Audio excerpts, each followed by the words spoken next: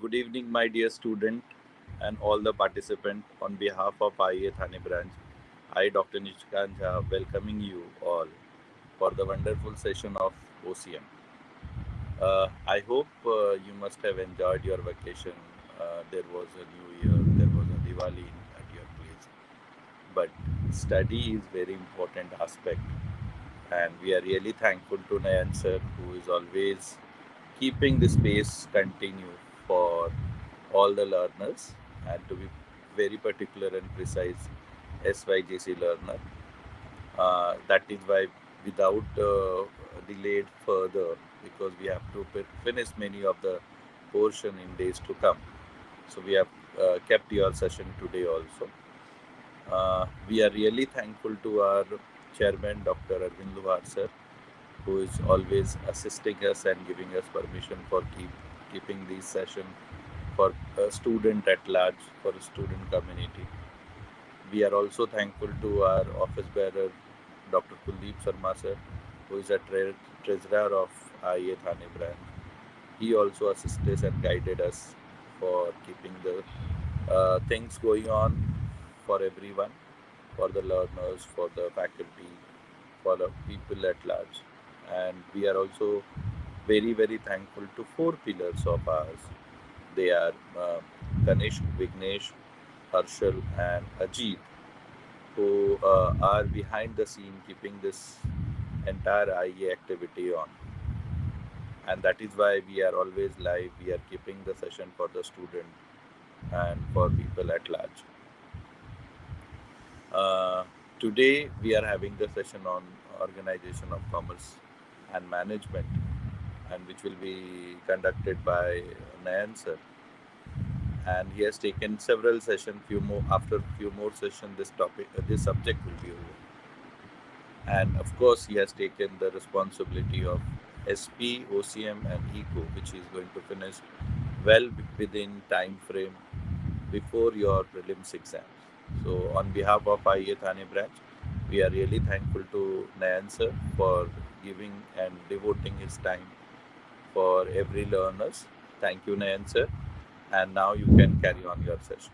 Thank you very much. Thank you, Lion Professor Dr. Nishikant Jha, sir. Namaskar and good evening, everyone. Once again, on this Sunday evening, very beautiful Sunday evening, we are there on this wonderful platform of Indian Accounting Association Thane chapter. Before we start with the proceedings for today, I would like to offer my gratitude to my teachers, Dr. Arvind Loar sir, Dr. Nishikant Jha sir, Dr. Kuldeep Sharma sir. I am proud to be the student of Dr. Arvind Loar sir. I am proud to be the student of Lion Professor Dr. Nishikant Jha sir. I am proud to be the student of Dr. Kuldeep Sharma sir. And I am also proud to be a life member of Indian Accounting Association. Before we start with today's proceeding, I request Kanish Bhai to please focus on the screen, please.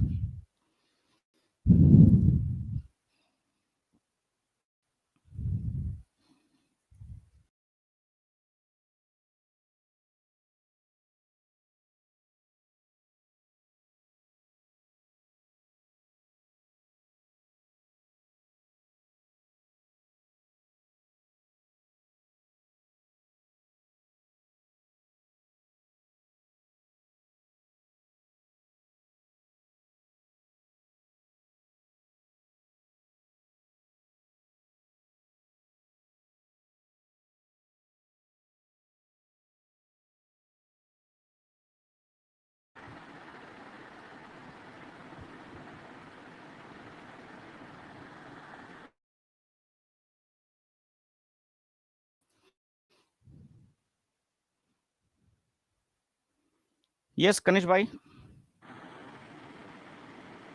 Your Yeah. sharing of Yes, sir. screen is not happening. Sir, I have already shared the screen before, sir. Ganesh, Sir, just please see. share the screen once again, sir. Yeah. Yeah. In maybe in changeover by mistake. I apologize to all the Yes, sir. viewers. I apologize to Dr. Nishikant Jha, sir. It is happening now. Yep. Yeah. Perfect. Thank you, Make sir. the full screen. Yes, perfect. emerging mode of Yes. business. Yeah. Emerging mode So of good. business. We'll start today. Before we start with the proceeding for today, I bow, salute, respect, and offer my gratitude and thanks to my senior teachers, respected Dr. Arvind Luar sir, who is the chairman of Indian Accounting Association, Thane chapter. In University of Mumbai, my professor Dr. Arvind Luar sir is the chairman of Board of Studies for Accountancy for Mumbai University and a recognized guide for PhD and MPhil. Thank you, my professor Dr. Arvind Luar sir.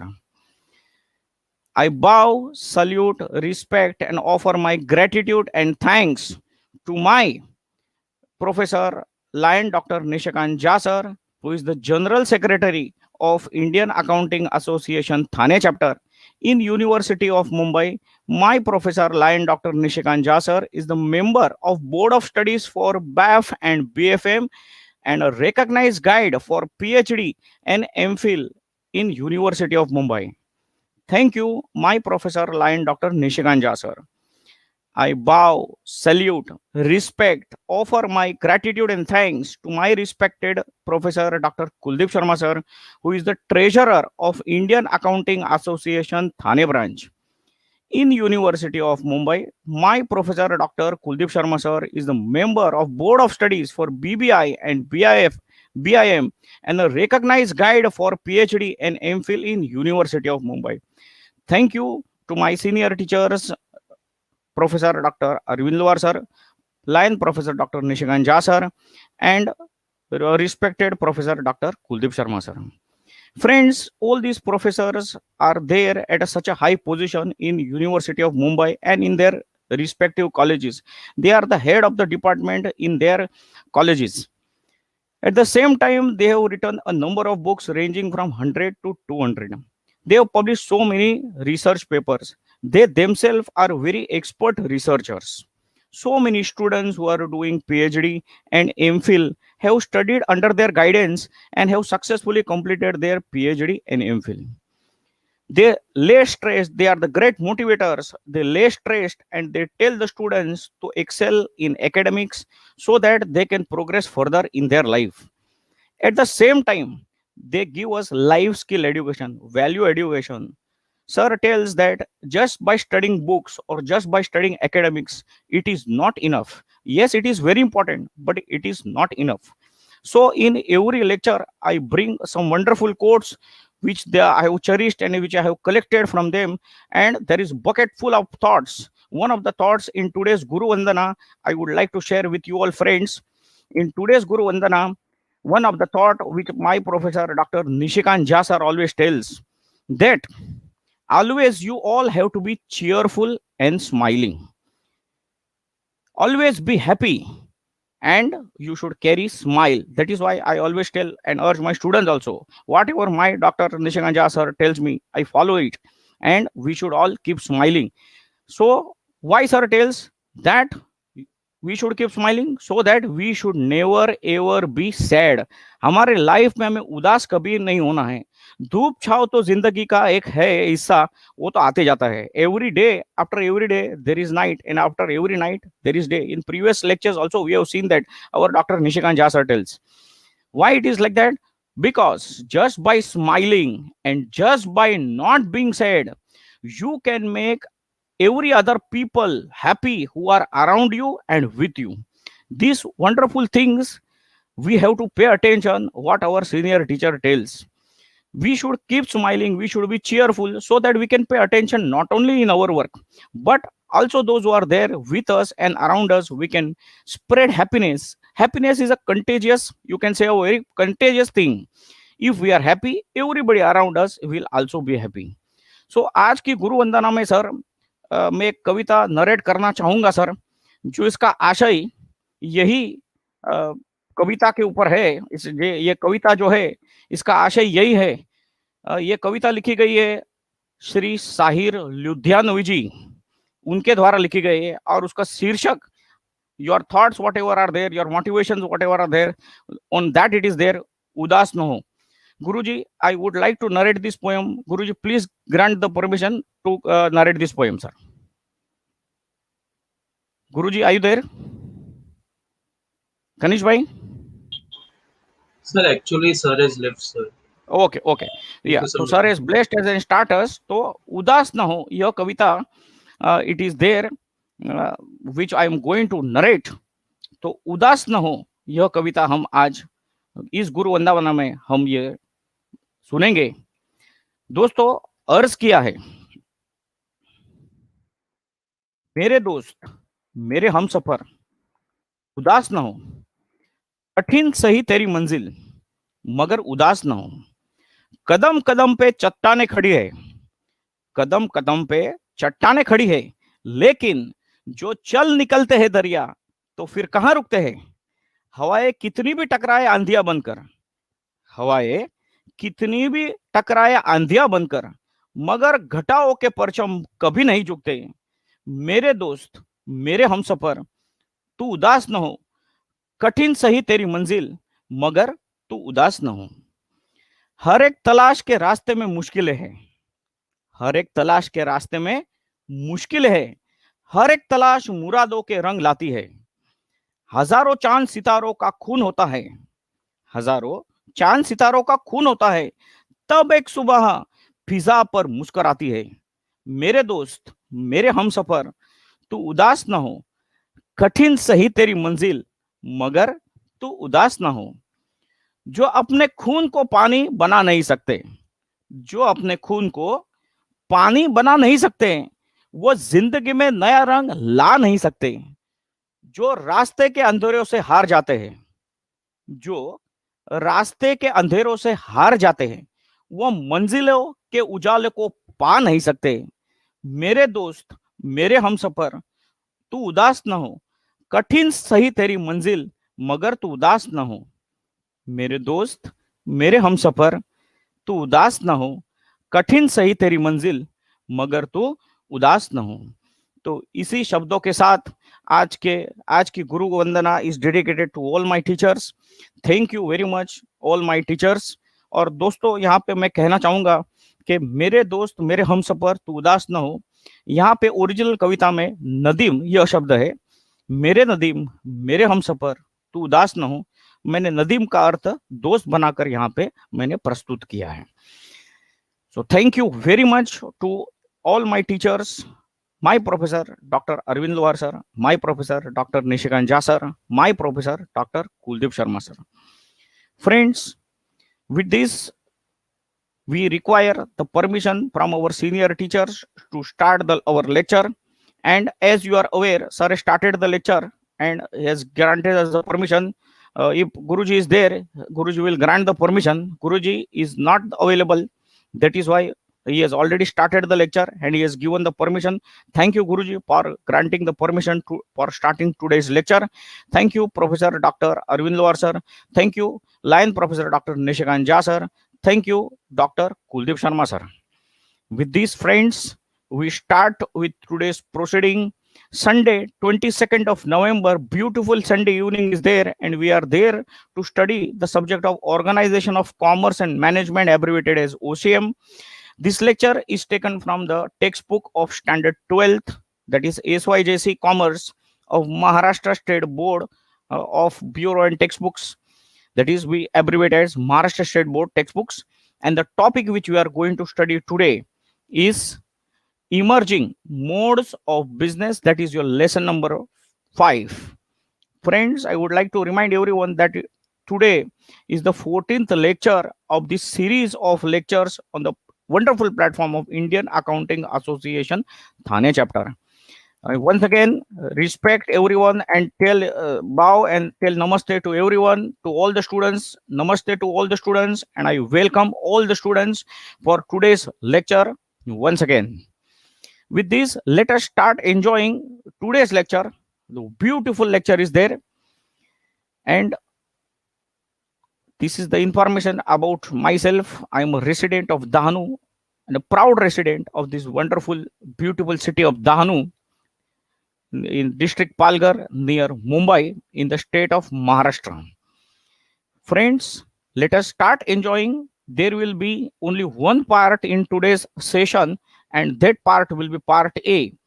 Lesson number 5, emerging modes of business. Then why have I written party? Suppose if we are able to complete the lecture, then we'll revise last topics, marketing mix, which may be little bit. Once again, we'll refresh because it is an important topic of the last lecture, marketing, what we have completed. Consumer protection and marketing we have done in the last lecture, which was concluded on 18th of November. So last topic, marketing mix and importance of marketing, we will try to revise it if the time permits. Friends, let us enjoy this chapter. And what we shall study in this chapter? We shall study in this chapter. As you are aware, first we'll start with the introduction. Now here the name of the chapter, friends, it is emerging modes of business. Something new, business, how we can develop our business, how as the time proceeds further, business has to make certain adjustment along with the time. So what are the emerging modes, how the time trend has changed, and what new things are there? In the words of our chairman, Professor Dr. Arvind Luar sir, in previous lectures, online lectures also, it is there, it's on record. Our respected Professor Dr. Arvind Luar sir has told, जो इंसान की बात उन्होंने की है, लेकिन यहाँ पे मैं संदर्भ उसका I will mix it with the business.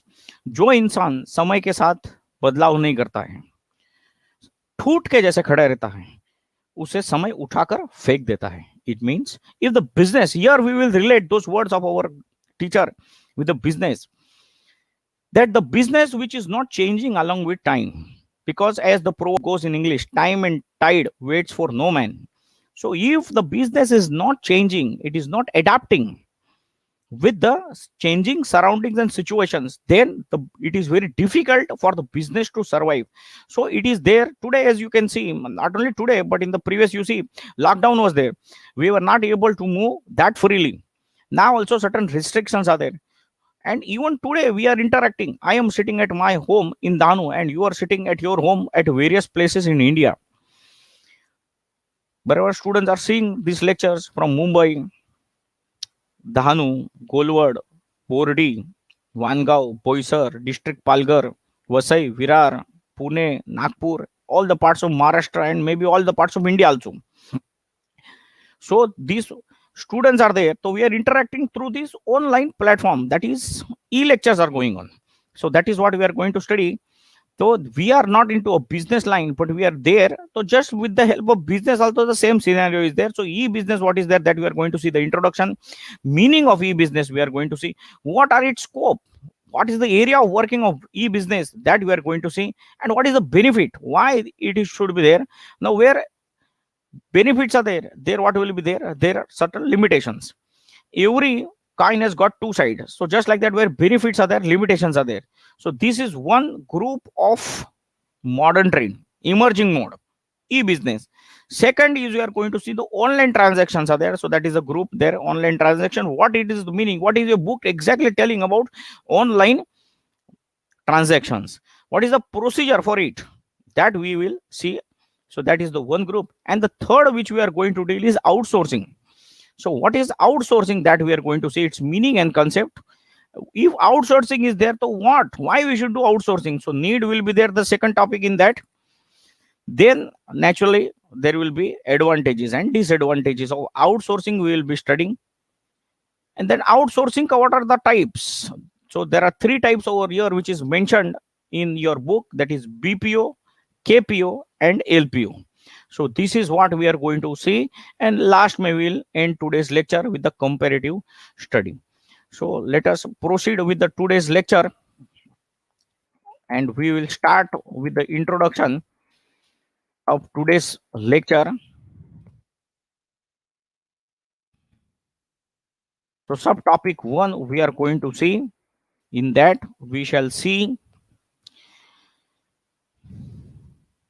the introduction. First let us see what is the introduction of e business. E business म्हणजे काय ते आपण प्रत्येक लेक्चरची सुरुवात तशाच प्रकारे करतो की आधी टॉपिक आहे, त्याच्या विषयी आपण संदर्भ त्याचा आपण समजतो, आपण त्याचा मीनिंग नंतर आपण बघणार आहोत. पण आधी मीनिंगच्या आधी आपण संदर्भ बघूया. ई बिझनेस म्हणजे काय?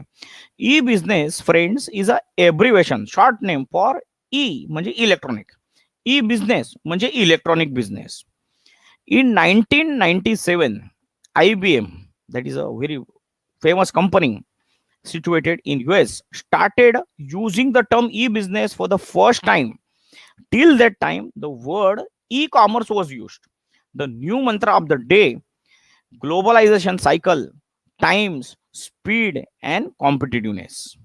E-business means using internet to connect people and process. It opens new door to consumers around the world. E-business establishes more closer and responsive relationship with the partners, employees, and suppliers. It connects, adapts, and integrates IT systems so companies are able to manage their business efficiently and effectively. Through the internet, friends, it is possible to invent new and innovative ways to value added things can be done for the existing product. The existing product of value can be enhanced. And not only the goods, but also the service which is provided without spending lot of money. Friends, internet and the web support together provide opportunities in selling and buying, and also it helps to develop the customer relationship. Various product designs, service designs, user supports can be given at various geographical locations. There will be integration of supply chain and logistic. Friends, this is nothing but business on internet. Technology is increasing very fast every day, and it is we made it possible today to connect to far away customers, to far away producers, to far away sellers by sitting at our home. Earlier, in olden days, we were thinking that if we want to purchase certain things, say for example, here in Mumbai, we are sitting and we have to purchase something from example we are giving Delhi. So it was very difficult. Okay, somebody has to go to Delhi and purchase the things from Delhi and then bring it to Mumbai. But today, just by sitting at our home and through our mobile, which has got internet connection, from that we can order. Friends, electronic business refers to the use of web, internet, intranets, extranets, or some combination thereof to carry out the business. E-business is not a technical change. It is a fundamental change. It is not only a technical change, but it is a fundamental change in the way how the business is done. It is supported and aided with the help and expanded with the help of the technology, friends. So this was the introduction of e-business. Moving on to the next topic, the next we'll go, that is we are going to go for the meaning, as you can see on the screen. And here we have seen already introduction is over, and now we are going for the meaning. Let us see the meaning of e-business. The friends, the term e-business, as we have already said, it is called as, it is abbreviated from the word electronic business, and this is used to derive in the form of email and e-commerce. Earlier it was used, email was use, e commerce was use. तो email जैसा, email मुझे electronic mail, e commerce मुझे electronic commerce, just like that e commerce के जैसे वहां से ही उसको लिया गया है e business. E business is the administration of carrying out business through internet. These would include buying as well as selling of goods and services, along with providing technical support to the customers. Some people use the word e-business and e-commerce interchangeably. E-commerce is also called as e-business, and e-business is also called as e-commerce by in a local language, but both have got different meanings. E-commerce refers to buying and selling online. Only buying and selling online is called as e-commerce, while e-business encompasses all business activities conducted online, friends. E-commerce is a branch of e-business. This we have to remember. E-commerce is nothing but it is a branch of e-business. So e-business is a wider term, while e-commerce is a shorter term. Yes. Kanish, my voice is audible. There was some. Kanish, bhai. Kanish Yes, bhai? sir, it's proper, sir. Yeah. Some there was some icon flashing. That is why. So I thought again No, something no, sir, happened. it's proper, sir. Okay, sorry for Yes, interrupting. Yeah. yes. Moving on to the next topic, we will go. That is the scope of the business. So as you can see on the screen, I will flash here. Now we are going to go on the scope of the business. This is what we are going to go. So scope of business we are seeing. Scope means area. What is the working? Where this is useful, that we will see. The scope of e-business is not, friends, restricted only to online shopping. It also includes online stock, transactions, and the use of various softwares. In our country, till now, business is managed through traditional methods. Till recently, well, before few years, not recently, but before few years, in the, maybe in the till last decade, it was managed in the traditional way. But today, friends, many businesses are becoming aware of the advantages of e-business and are incorporating this into their various strategies. It also helps in better communication between business houses and makes purchasing much more easier and for larger organization. We have mentioned above that the scope of e-business is quite vast. Almost all types of business functions such as production, marketing, administration, personal management, personal means the workforce management, finance, as well as various managerial activity, as we have seen in the previous lecture. Functions of management, principles of management, POSDCC, planning, organizing, staffing, directing, coordinating, and last may controlling. These all can be carried out over computer network. The other way of looking at the scope of e-business is to check and examine its terms of people or various parties involved in e-transaction, that is electronic transactions. Various businesses and payments apps popularly use e-business transactions are various. Example here it is written in your book. That is why uh, I am narrating it. We should not quote some apps ka name, but then it is written already in your book. Okay, some apps are there. So these all you can make the payment through the apps. So here with the point of view of electronic transaction, here it is divided into 6 various directions. First is business to business. So let me flash on your screen business to business.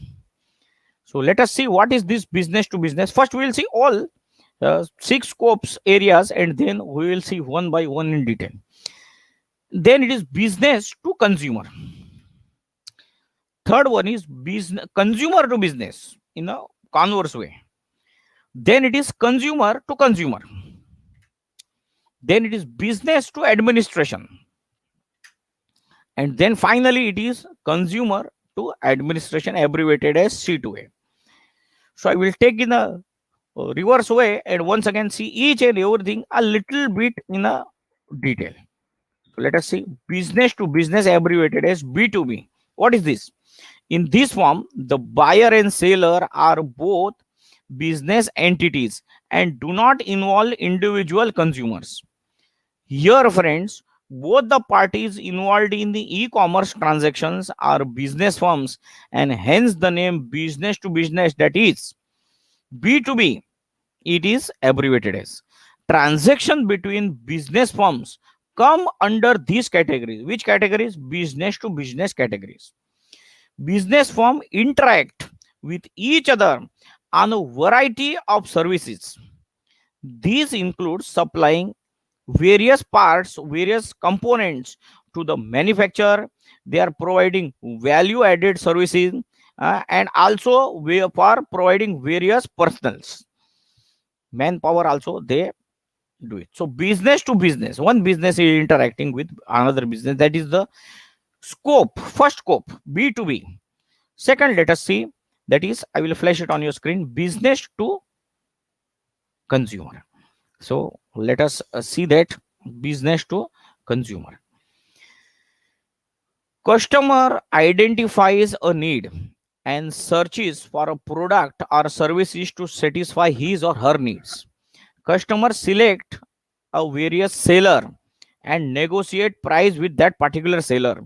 Customer are receiving the products and services and they make the payment, and various services they get in return. If there is warranty is there, guarantee is there, or if there is some defect in the product, they are getting its replacement or repairing of that particular product as per the terms of sale and purchase. As the name suggests, business to consumer transactions have business firms at one end. एक side पे business form है and दूसरे side पे कौन है, customers आ गए. The transactions under business to consumers are between business firms and between the consumers. Firms use their sites for a range of marketing activities. This includes promotion, product information, reviews about the product or services, and delivery of the product at the doorstep. The cost of the product and services is kept little bit low so that various transactions can also do it, and various websites are named in your book. I am not going to quote any names, that you can, various, you all are aware how the online purchases can be made. Various transactions and various websites are available where you people can order and purchase it. Now we will see consumer to business, how consumers are interacting with business. That is the next scope. With the help of the online platform, even consumers can interact with business. So in this electronic transaction, the consumer requests a specific service to the business. If business is going on, the consumer may tell that we want a particular services. Something was hurting.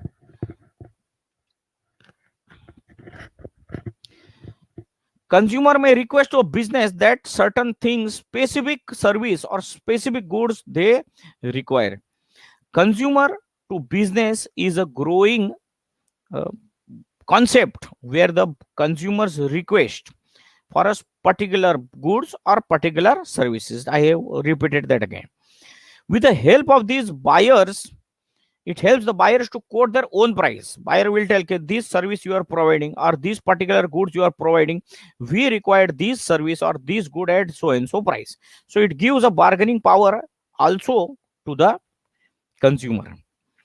The consumer post their request with a suggested price tag, and companies review whether it is profitable or it is not profitable, and according to the request of the consumer, they may or may not agree to sell the product or goods or services also. Next, fourth point is C to C, that is consumer to consumer. Here, friends, in this facility, the online transaction of goods or services are there between two people who are both each of them as consumer. This involves electronic transaction between consumer and some other third party. A common consumer post an item for sale and other consumers bid to purchase it. Second hand things, if you want to sell which you are not requiring, that you may post on the particular website. I'm not going to quote the name of the website over here, that you all are aware which all websites are there. So these websites are there, you can post the photograph on the website. Some vehicles are also there, you do not require the vehicles, that also you can post. The things which are not needed, who is posting? Consumer is posting. And who is going to purchase? One more consumer is there. So consumer to consumer, it is posted on the particular website using internet. So there might be, it might be free also, it might be taking some charges also. So these friends, electronic sites, that is the websites, in you can know the correct word is websites, are intermediates just to match the consumer to consumers. And the internet allows these consumers or a group of consumers to interact, and it can serve as a wonderful platform. So this is how it is there. And if there is some problem, complaints are there, that also they can be, some websites try to solve that also. Next, friend, is business to administration. I will flash on your screen. Friends, this part of e-commerce covers all transactions which are conducted online between public, business and administration. So this is there, maybe government, how we are doing administration. So we are paying maybe taxes to the government. So that electronic websites are there. So that also will be there. And last is consumer to administration. The consumer to administration covers all electronic transactions which are carried out by individuals and public administrations. So this is there. Some additional information, friends, it is provided in a book. Friends, in 1997, introduction of a brand new phrase called as e-business was introduced, and IBM company was the one to use it in October 1997, which we have seen that it launched a thematic campaign built around e-business. After 2 years, that is in 1999, the emphasis of e-business shifted from business to consumer to business to business. So yeah, it shifted in 1999. In 2001, friends, in 2001, the emphasis of e-business shifted from business to consumer to business to business. E-commerce, e-governance, e-learning, and m-commerce. New term came m-commerce, mobile commerce. Afterwards, in 2004, total online shopping and transaction in US was between say 3 trillion, 3 trillion to 7 trillion. E-business uh, now continuously it is growing and it is going to bring a drastical change. So this was the thing. So we have studied the introduction, you studied the meaning, scope, and some additional information we have seen. Further moving to the topic, that is benefits of e-business. So once again, let us see where we are there. Your scope is over. Now we are going to go for the benefits. So benefits we are going to see. Fourth topic benefits. अब ई business उसका फायदा क्या है तो देखेंगे उसका फायदा क्या है. The main advantage of e-business is people get product information online. घर बैठे सब कुछ हो सकता है. And order the product online through cash on delivery or maybe the prepaid mode also. In this way, seller and buyer both get advantage of internet platform. Traditionally, trading by buyers and seller was done through three channels, like face to face होता था पहले, या तो कोई mail होता था. See, I have not used the email, mail by post. Mail means by post, or at the most by phone. The internet has become the fourth channel for trade.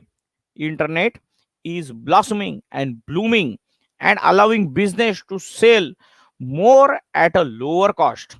Thus, internet offers a great opportunity over traditional channels as it has some advantages or strengths. तो हम देखेंगे point wise कि what are the benefits of e-business.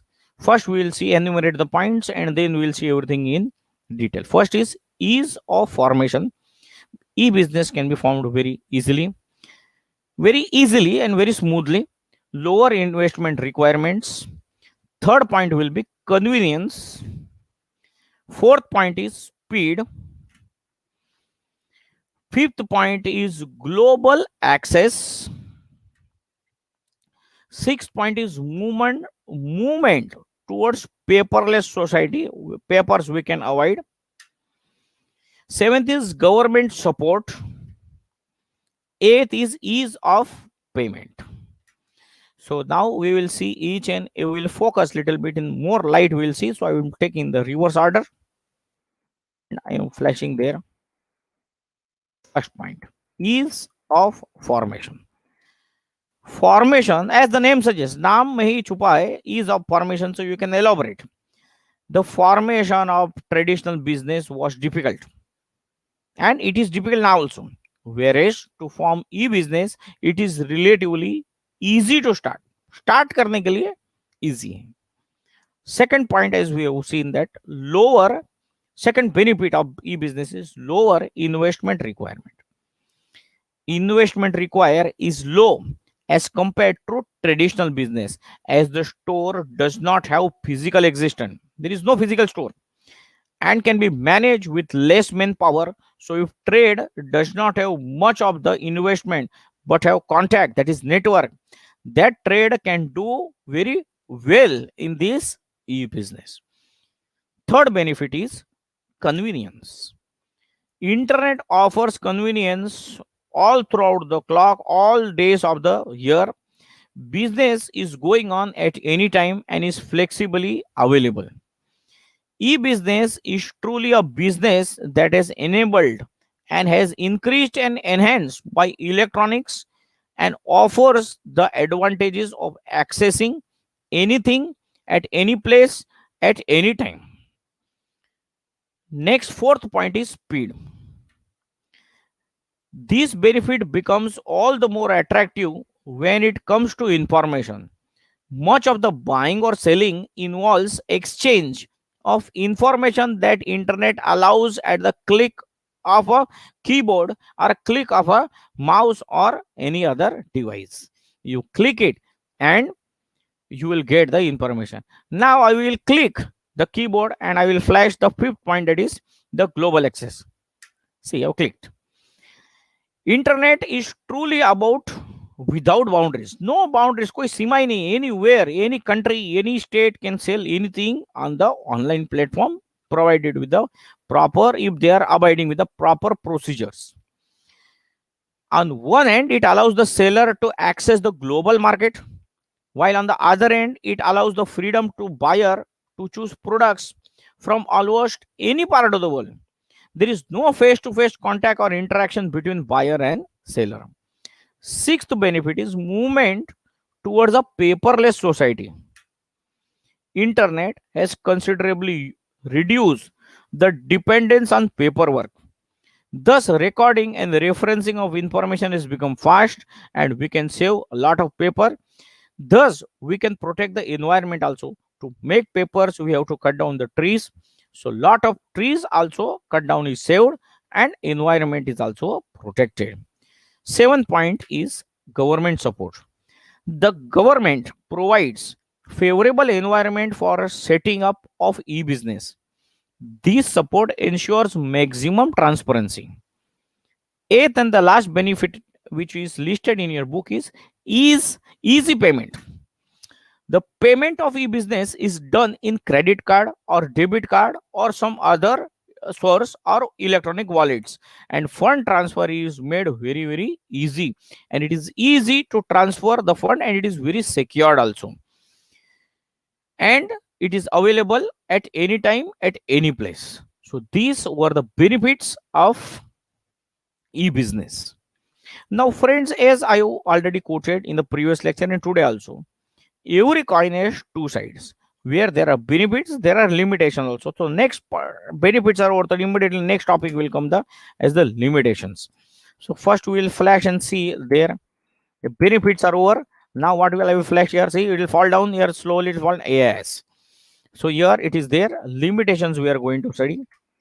And as we have done, first we will see what limitations क्यों है. Friends, e-business does have certain disadvantages when compared to the traditional way of doing business. Some of the limitations of e-business are listed as follows. Lack of personal touch. Friends, so lack of personal touch that we are going to see. E-business lacks the personal touch. One cannot touch or feel the product. So it is difficult for the consumers to check the quality of the product. Delivery time.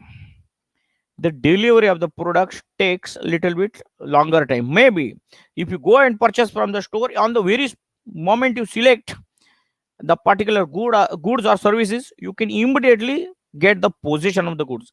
But online it takes time, although it takes 24 hours or say 48 hours, 3, 4, 5, 6, whatever days are there, but it will take time.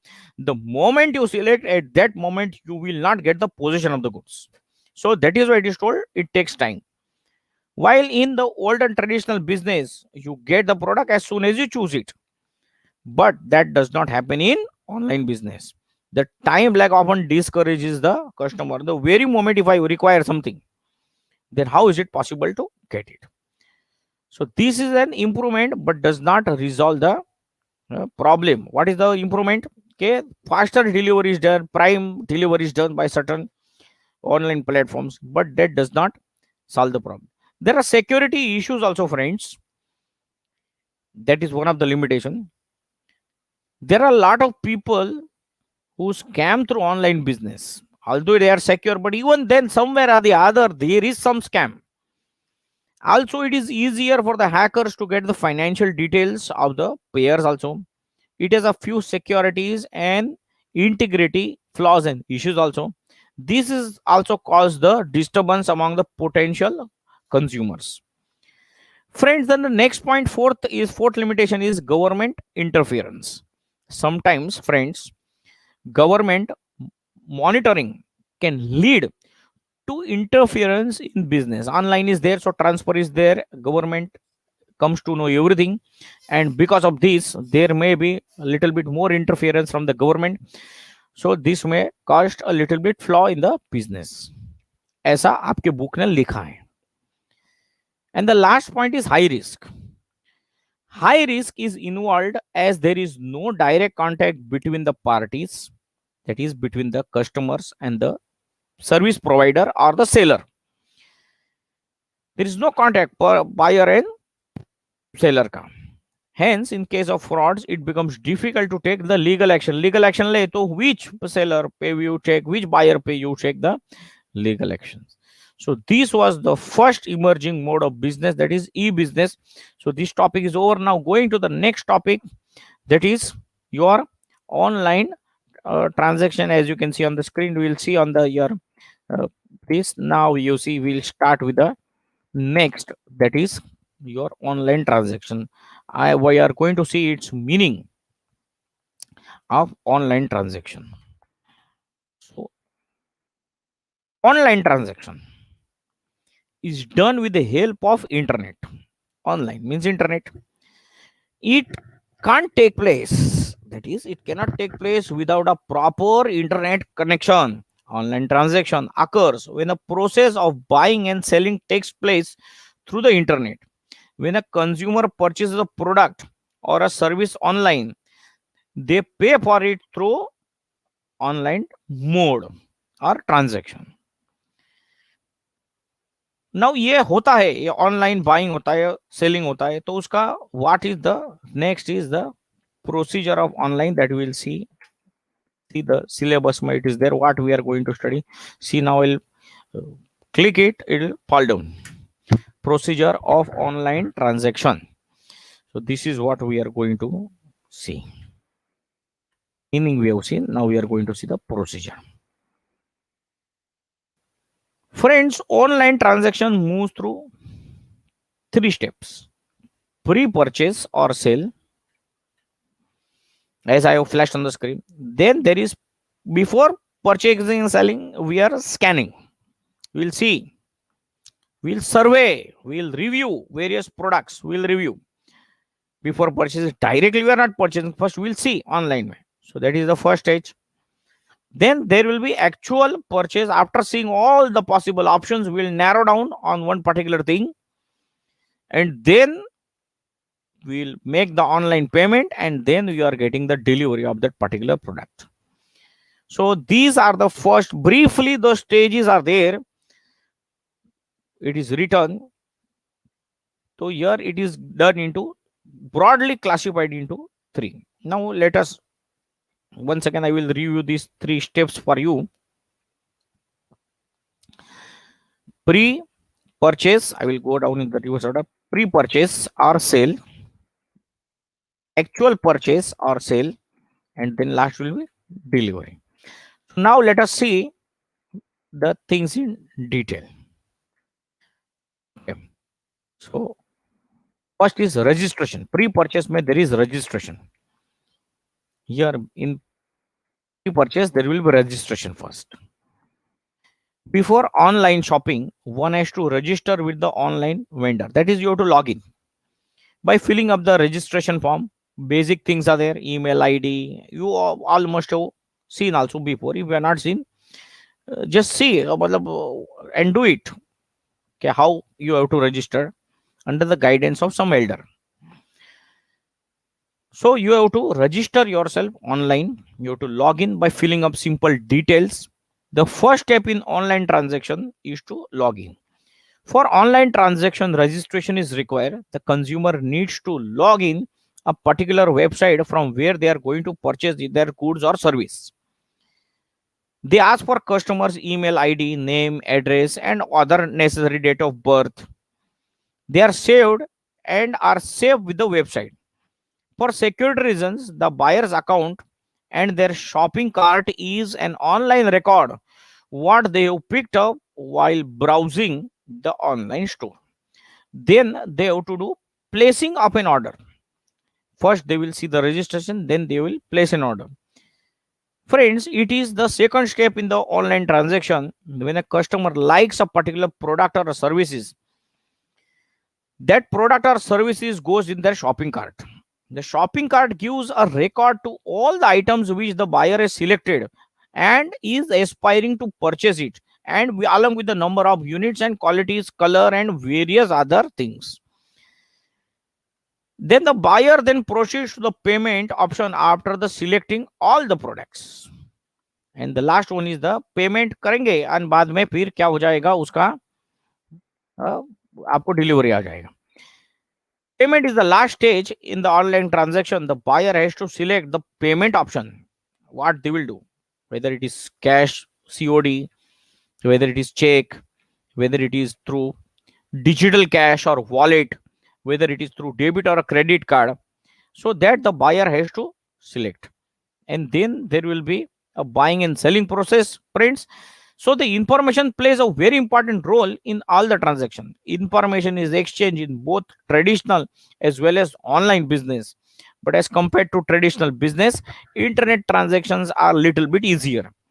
In traditional business, time is required to travel, to negotiate, that is to talk, to convince the buyers, sellers to their marketing skills, advertisement skills, and convince the buyer what they want to purchase. So there is a time consuming process in that. And presence of both the parties actually should be there. Physical form should be there face to face. In this process, a lot of time is wasted. Whereas in online transaction, the required information is provided with terms and condition, and it is free for most of the problems. And there is a chart which is there in your book. The chart is as follows. First, the buyer finds the seller online. Then, after that particular website is found, goods are selected. That is selection of goods. After selection of goods, negotiation of price and delivery terms and payments will be there. So they will see on the other websites whether what is there, discount is available, what are the terms of sales, purchase, that we will see. And after which there the actual sale takes place. And as you can see, the payment is made and the delivery for online payment is done. And there will be post sale activities. So these will be there. Once again, I will, if this answer is asked in your examination, students, you have to draw this chart for the value addition of your answer to procure better marks. As you can see, once again, buyer finds the seller. After buyer finds the seller, there is selection of goods.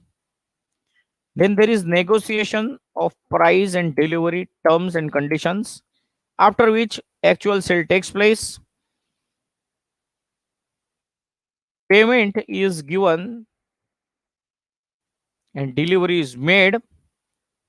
Online payment is there, or delivery and payment, that is COD, cash on delivery, will be there.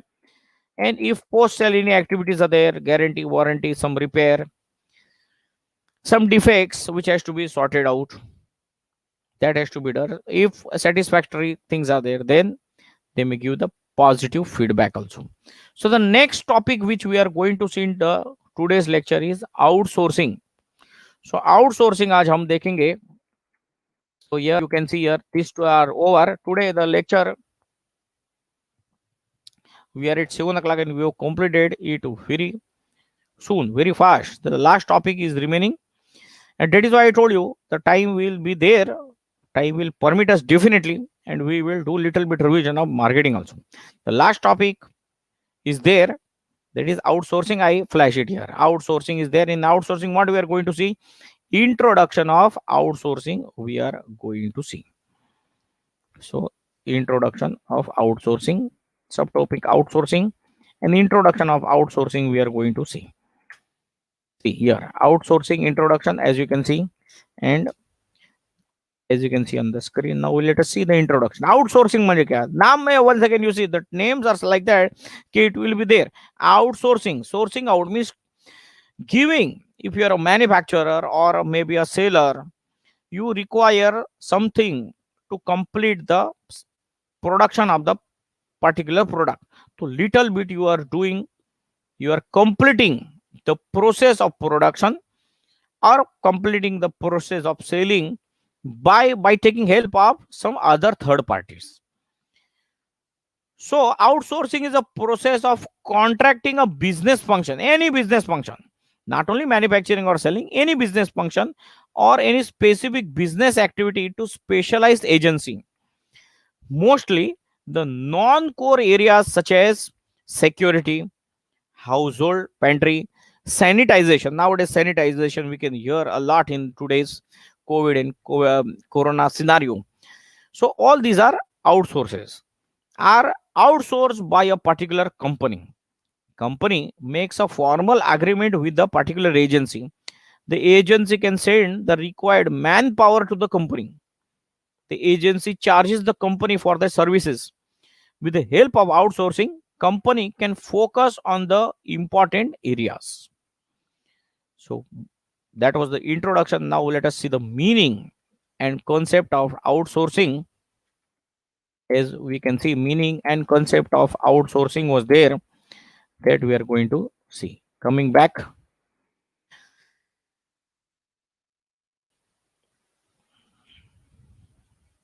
okay friends, outsourcing is the process of contracting some business function to a specialized agency. The company benefits in two ways. How? What is the first benefit? It reduces its own cost. It uses the expertise of the firm which specializes in a particular kind of services. These are the two benefits. I repeat, by outsourcing or by contracting, the company reduces its own cost, own burden, and second is the company uses the expertise of that particular firm where outsourcing is done, which specializes in a particular kind of services. Examples of outsourcing, let us see. The establishment such as shops, housing societies, offices, malls are there, etc.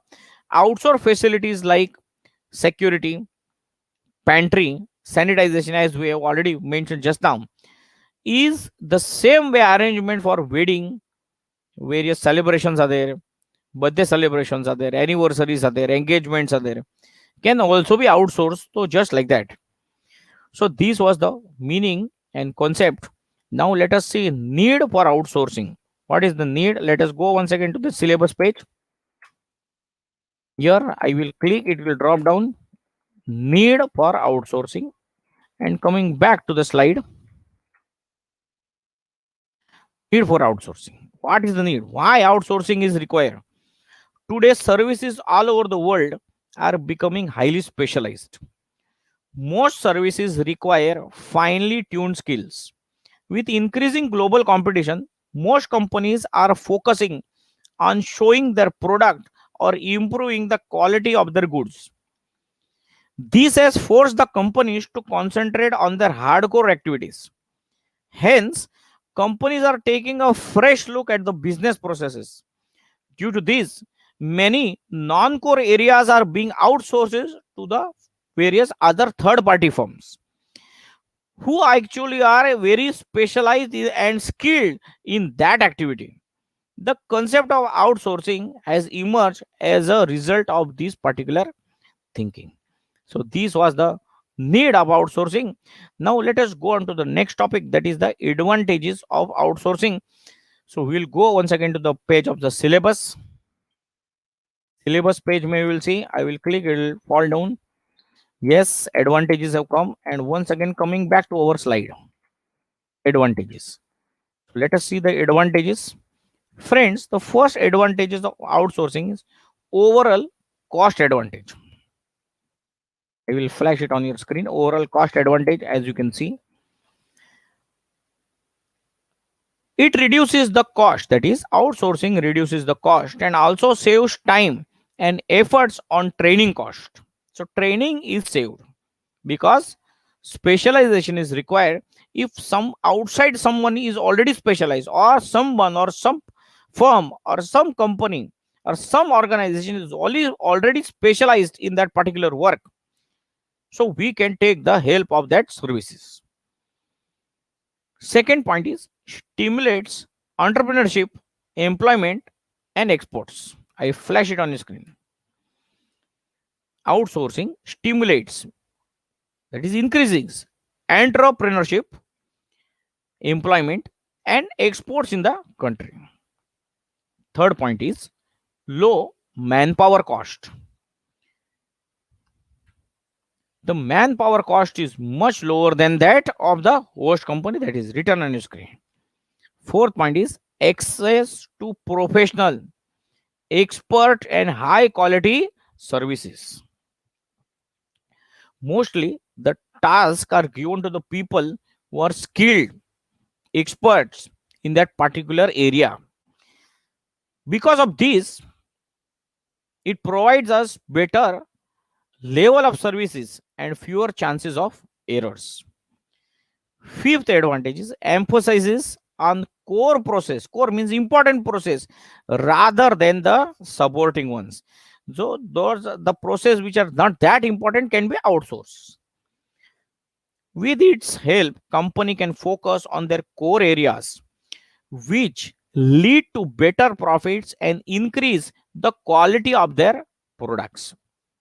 Sixth point is investment requirements are reduced. The organization can save on investing in the latest technology, software, and infrastructure and let the outsourcing partner handle the entire infrastructure. Seventh point is increased efficiency and productivity. There is an increased efficiency as well as increased productivity in the non-important, that is, core areas of an organization. And the last advantage is there, knowledge sharing. Outsourcing enables the organization to share knowledge and best practices with each other. It helps to develop both the companies and also boost the goodwill of that particular company in the industry. So these were the advantages that we have seen, that is there on your screen. Friends, moving on to the next topic, after positive there will be negative, that is the disadvantages. So let us see the disadvantages of outsourcing. Then as we are going, we'll see go on the syllabus page and I will click the disadvantage. We will drop down. So disadvantages of outsourcing we are going to go and here on the screen. First disadvantage is lack of customer focus. I am going to flash it on your screen. An outsource vendor, that is seller, may be catering to the needs. Catering here does not mean food. Catering means serving. An outsource seller may be serving the needs of many organizations at one in the single time. In such a situation, that that company may lack complete focus on an individual organization, and as a result, organization might suffer. Second disadvantages can be a threat to security and confidentiality. The confidential information of the organization might be leaked to some third party or to the competitor who can emit the main company and make a standby product, a competitive product, and there will be, and that information is leaked, so many competitors may start arising. So there are security issues also. Third advantage is, in fact, disadvantages. Third point of disadvantage, dissatisfactory services. Some of the common problem areas with outsourcing include stretched delivery time and substandard quality. Quality can be compromised and it might take too long also. Fourth disadvantage can be ethical issues. The major ethical issue is taking away employment opportunities from one's own company. When the function is outsourced to a company from another country, so employment opportunities goes away from the main company, or if it is given, outsourcing is done to the other country, so employment opportunity of that parent country is going. And there are some other disadvantages listed: misunderstanding and contracts. Misunderstanding of the contracts can be there. There can be lack of communication also. There can be poor quality and delayed services also. So these are the disadvantages which are listed. So let us see the next one, that is the forms of outsourcing. Friends, so forms of outsourcing is our the next topic that we are going to see.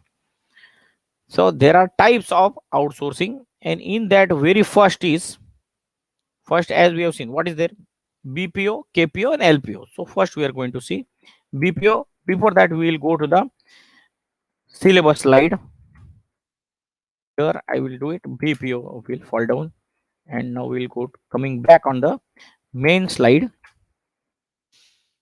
BPO, that is business process outsourcing. I repeat, business process outsourcing, as you can see on the screen. तो ये BPO क्या है?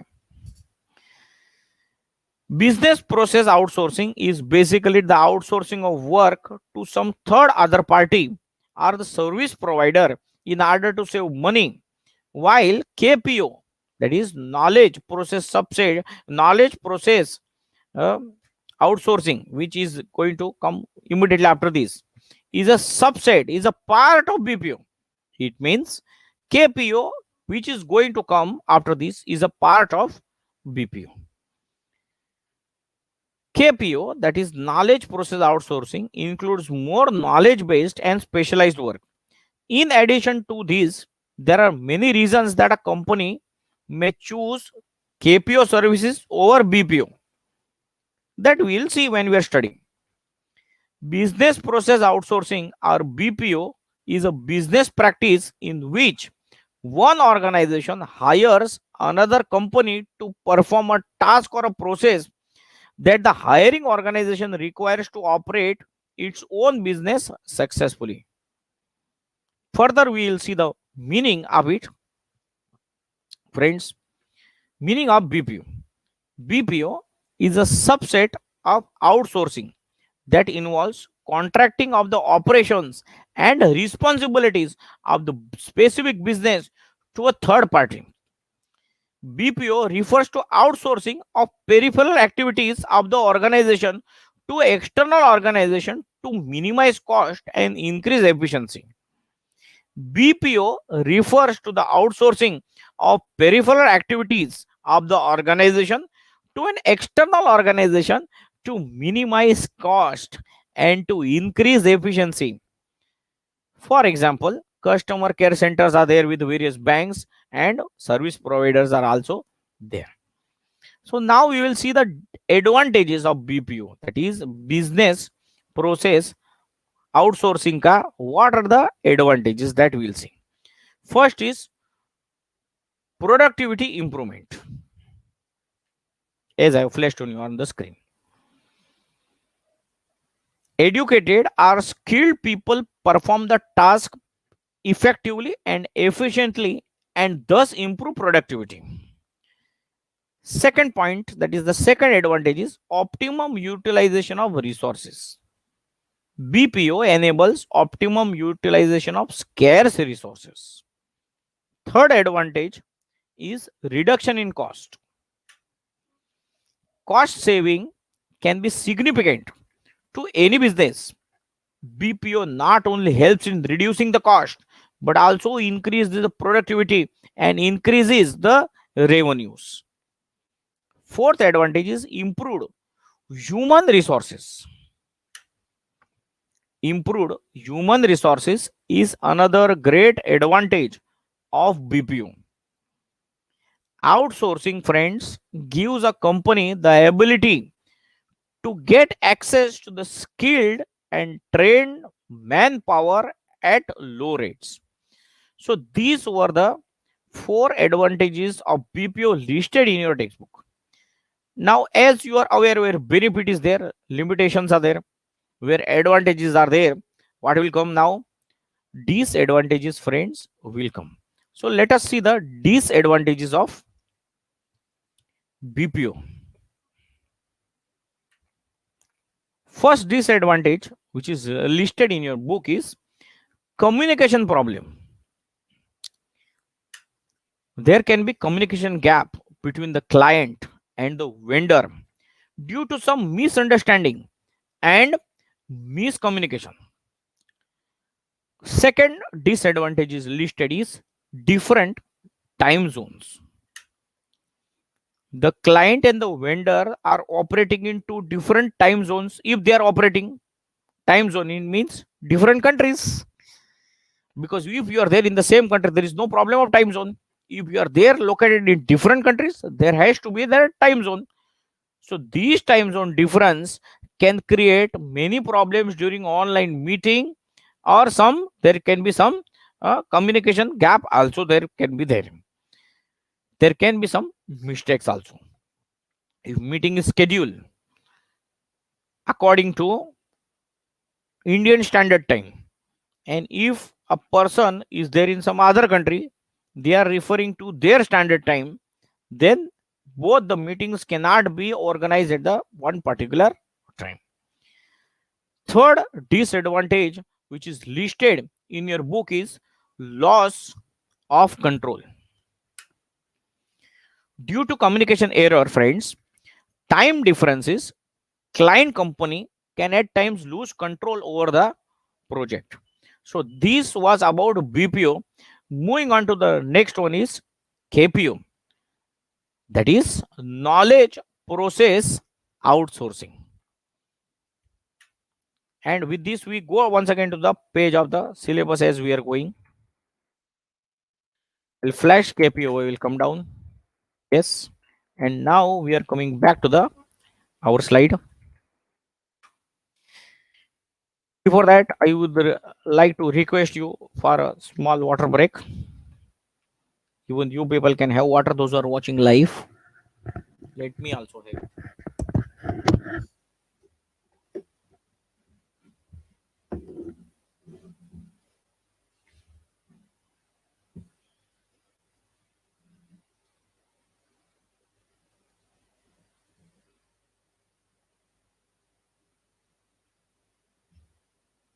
Excuse me.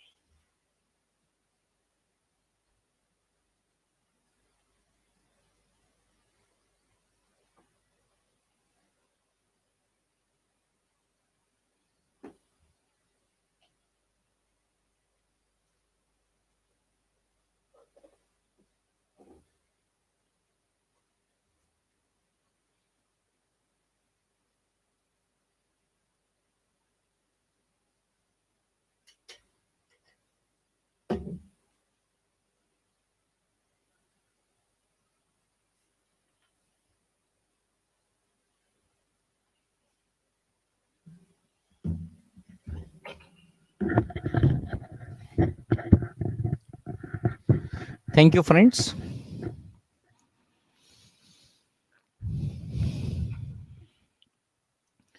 7:18 p.m. We are well in advance with the time, and we'll get the time to revise marketing also, because the last end topics are important. Importance of marketing and marketing mix. So these will take hardly next 15 to 20 minutes to complete. Comparative studies also there after BPO. In fact, BPO we have completed, KPO is there, and then we are going to see for LPO, legal process outsourcing, and then we have to see the comparative study. In this chapter, comparative study is very, very important. Let me have the adjustment to the earpiece as well as the mouthpiece. Okay, fine. So we have already seen about the slide. Once again, we will see the slide, syllabus slide. We have already dropped down KPO, and then now we are going to go for the main slide. KPO we are seeing. Now KPO म्हणजे काय ते आपण आधी पाहूया. लिहिलंय KPO म्हणजे knowledge process outsourcing. आता नावामध्ये नावमध्ये लिहिलेलं आहे नॉलेज. नॉलेजला टेक्निकल नो हाव ते आउटसोर्स करतात. ते आपण पाहूया काय आहे ते technically. KPO is described as a function related to knowledge and information outsourced to the third party service provider. KPO is the sub segment of BPO. आपण BPO मध्ये ते पाहिलं आपण. In which the outsourced service provider is hired not only for its capacity to perform particular business process or function, but also to provide expertise around it. Understanding KPO is the allocation of relatively high level tasks to an outside organization or a different group usually in a different geographical location.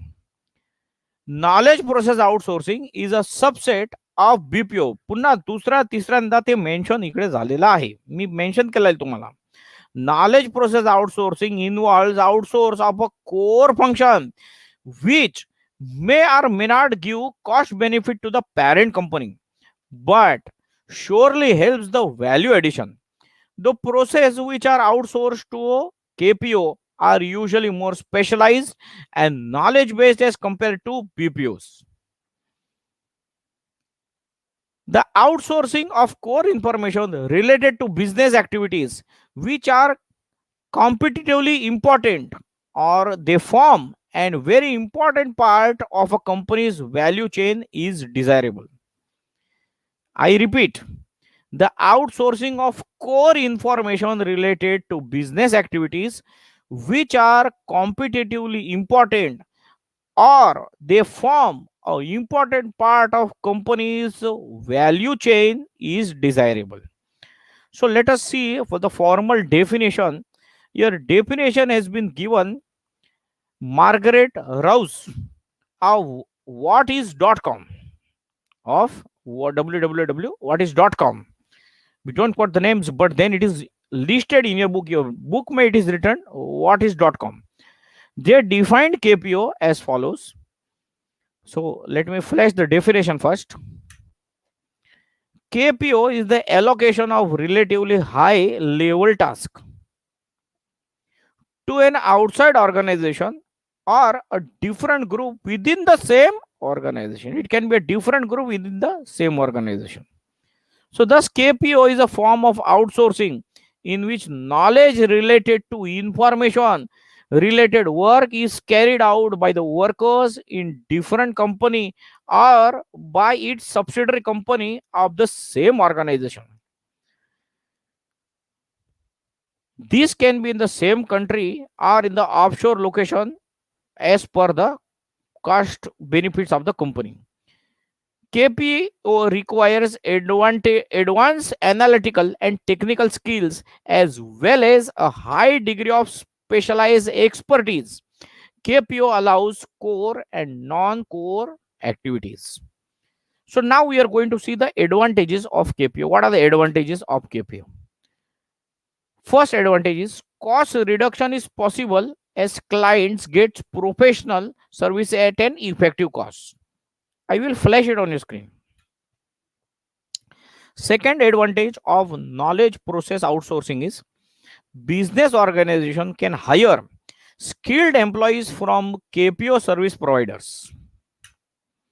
High-end services are provided at a lower cost to decrease unemployment and benefit their economy. It provides flexibility in terms of human resource management as well as time management. So these are the four advantages which are there. Now advantages have come to very next topic is going to come is some of the disadvantages of knowledge process outsourcing. So let us see that disadvantages all I have flashed on the screen together. First is security of the organization is questioned. What about the security? So information might leak. Second, which is there on your screen is the character of the employee and the quality of the work cannot be assured. Third disadvantage is written is KPO is time consuming and cannot provide a quick fix to the company seeking immediate result. Immediate solution may not be there because it is not within the company, or it is not taken by the main decision makers of the company. It is not done by the main decision makers of the company. Fourth point, which is written on your screen, is lack of communication between partners due to legal, language barriers are also there, cultural barriers can also be there, and which will lead to a lot of complication. Fifth point is reduction in communication due to language barrier. So now that is going to be the next is LPO we are going to see, that is legal process outsourcing. So let us go to the main slide, and now LPO will flash down going to, that is now we are going to see the what is LPO, the introduction of LPO we will see, and then we shall see the advantages. I already flashed advantage on the screen, but first let us see the introduction, friends.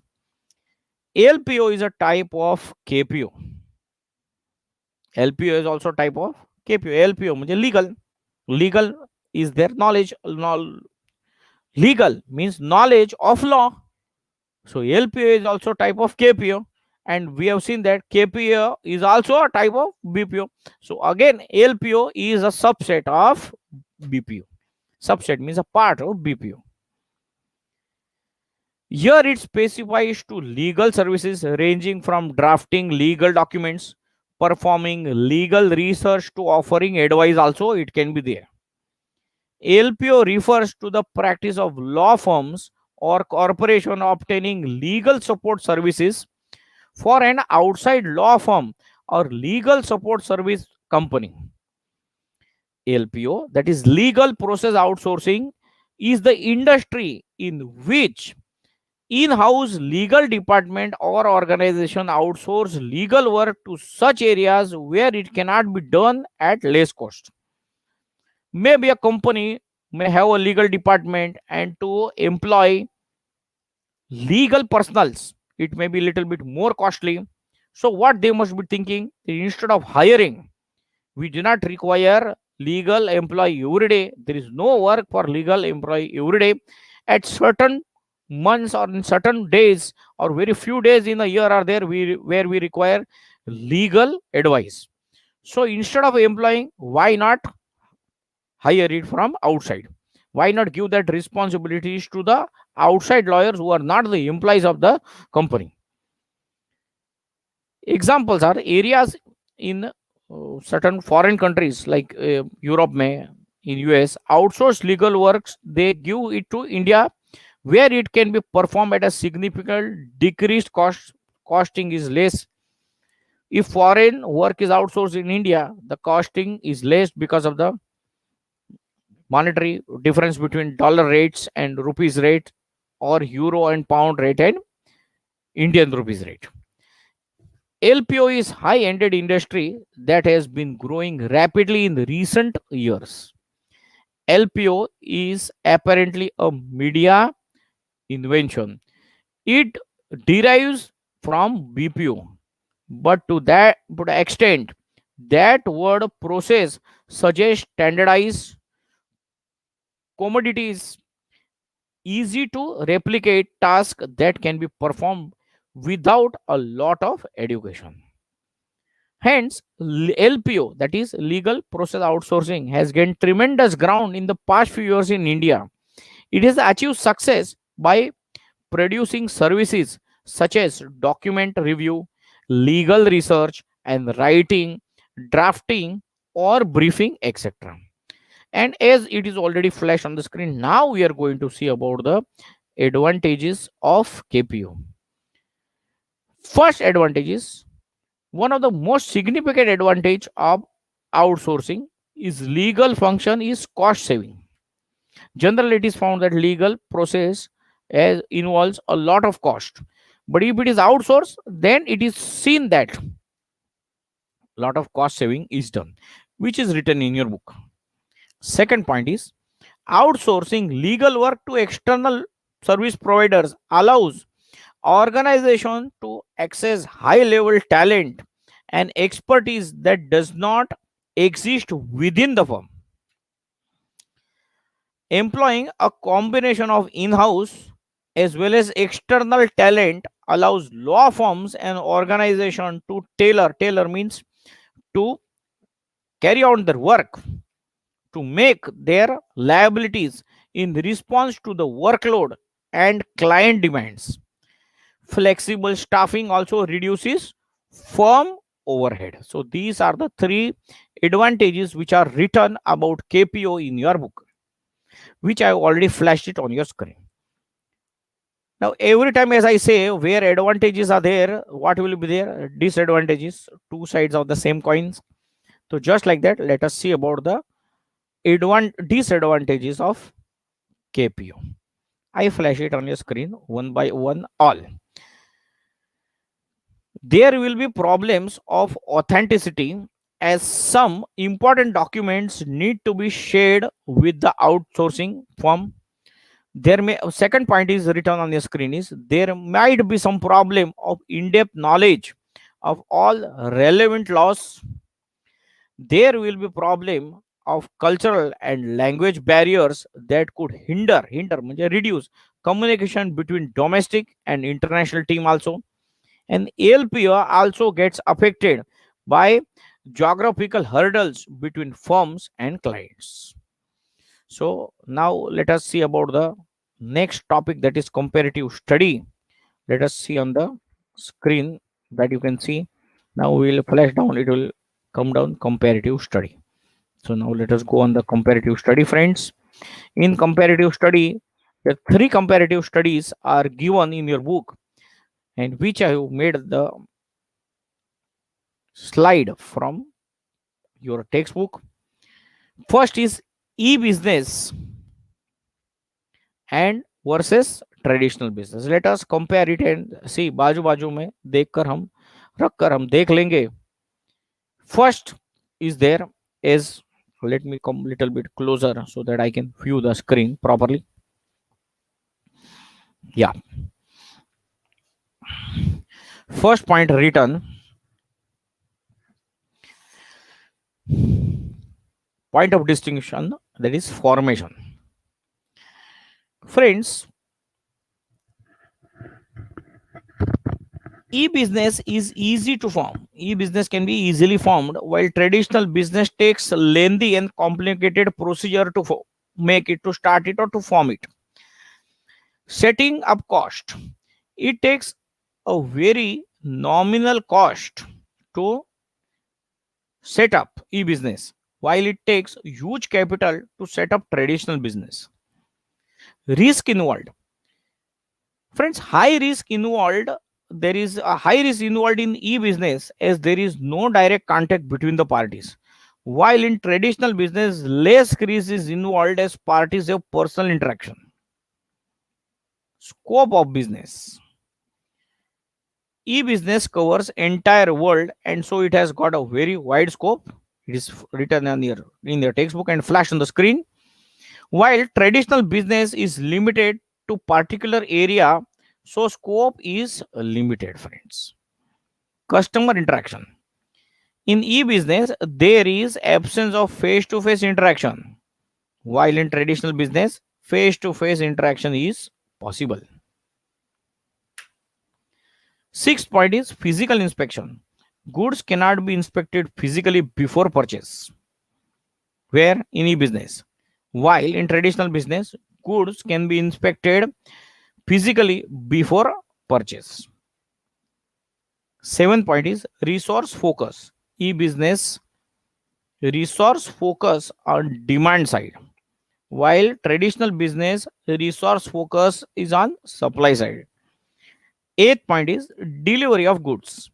In e-business, delivery of goods takes time, while in traditional business delivery of goods is instant. Ninth point is usage. It is used to save money and time. What is used? E-business. While traditional business is an ancient and still in usage where the digital network is not reachable. 10th point is accessibility. E-business is available around the clock while traditional business is available during the limited time. 11th point is scope. More business can be done easily without any hassle. While the point which is written 11 point on your screen is it is difficult to perform more business in this type of model, that is traditional model. Friends, now the next comparison, that is next comparative study, that is the next distinction is between e-commerce and e-business. Let me flash it on your screen, friends. As you can see on the left hand side in orange, a point of distinction is written. First is meaning. What is the meaning of e-commerce? Let us see. E-commerce involves commercial transaction done over internet, while e-business is conduct of business process on the internet. It is just business is going conducting on the internet. What is it? E-commerce is the subset of e-business, while e-business is superset of e-commerce. What is this superset and subset? These are the terminologies which we have studied in 9th standard in the chapter of sets. In algebra maths 1, the chapter we are doing sets, in that superset, subsets were there. So these are the terminologies from the mathematics chapter of sets. Subset meaning is a part of. Subset is smaller than the superset. Superset is larger and subset is smaller. Let me not go to maths 1 from OCM. Coming back to OCM. Third point of distinction is features. E-commerce just involves buying and selling of products and services. Only buying and selling takes place in e-commerce. While in e-business, what happens? E-business includes all kinds of resale and post-sale efforts. Let me change the slide. Fourth point is concept. Distinction in concept. E-commerce is narrower concept and restricted to buying and selling. While e-business, here e-business is towards the right.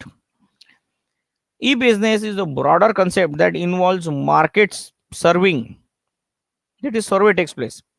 Supply chain and logistic management using data mining. Fifth point over here is transaction. It is more appropriate in business to consumer, B2C, म्हणजे business to consumer context. While it is used in the context of business to business transaction. Sixth point is which network is used. E-commerce involves the mandatory use of internet, while e-business can involve the use of internet, intranet, or extranet. And the last distinction given, which is very important, is BPO and KPO. Distinction between BPO and KPO. Let me flash the slide on your screen. Bases of distinction are there. First is meaning. BPO refers to the outsourcing of non-primary activities of the organization to the external organization to minimize cost and increase efficiency. While KPO is another kind of outsourcing whereby functions related to the knowledge and informations are outsourced to the third party service provider. Second point of distinction is degree of complexity. BPO is less complex while KPO is complex. Slide is changed. Third point is requirement.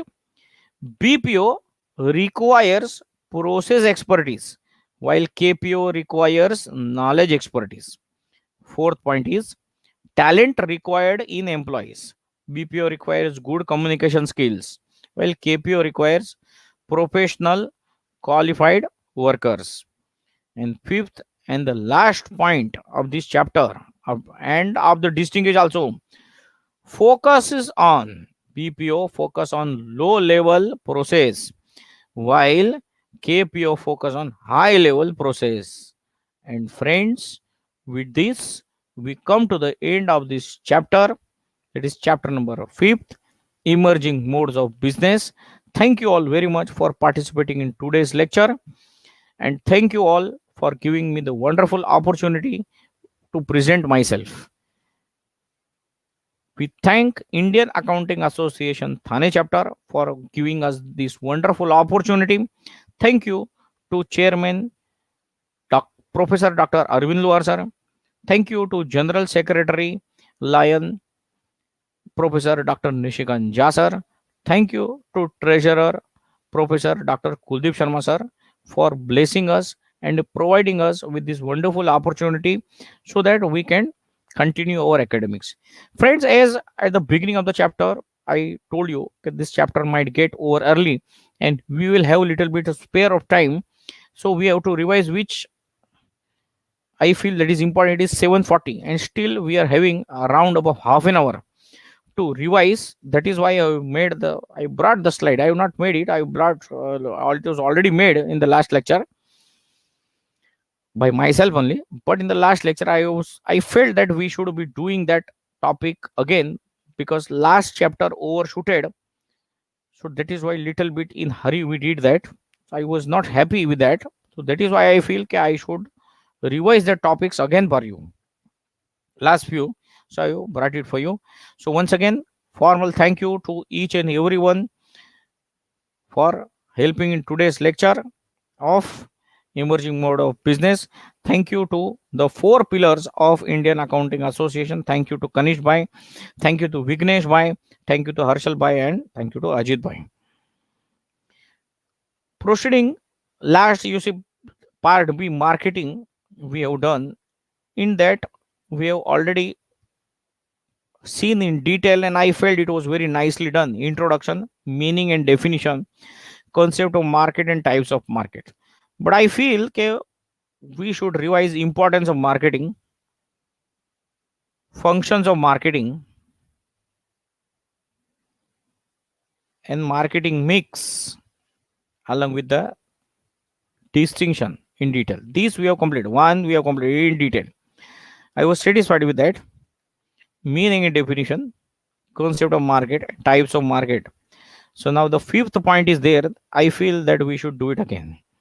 So first let us see importance of marketing to the society. We have already done, but little bit I felt that we should revise it again. It's an important topic, that is why. Along with marketing mix. So first importance of marketing to the society is increases standard of living. Friends, the prime objective of marketing is to provide goods and services to the customer to satisfy their needs. Paul Moser defined marketing as the delivery of standard of living to the society. Marketing helps to identify the needs of the customers and takes an initiative to provide the quality goods at cheaper prices. This will help to increase and maintain the standard of living of the customers. In modern times, the large scale production of goods and services reduced its prices, due to which even the poorer section of the society can attain reasonable level of living. Second importance is provides employment.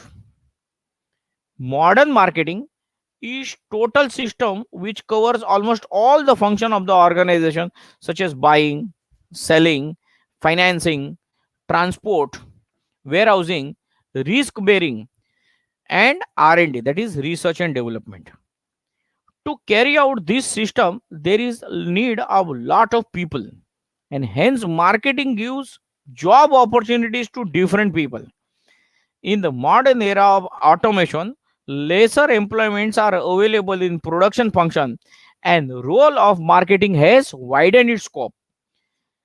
That is why it gives more opportunities of employment in marketing.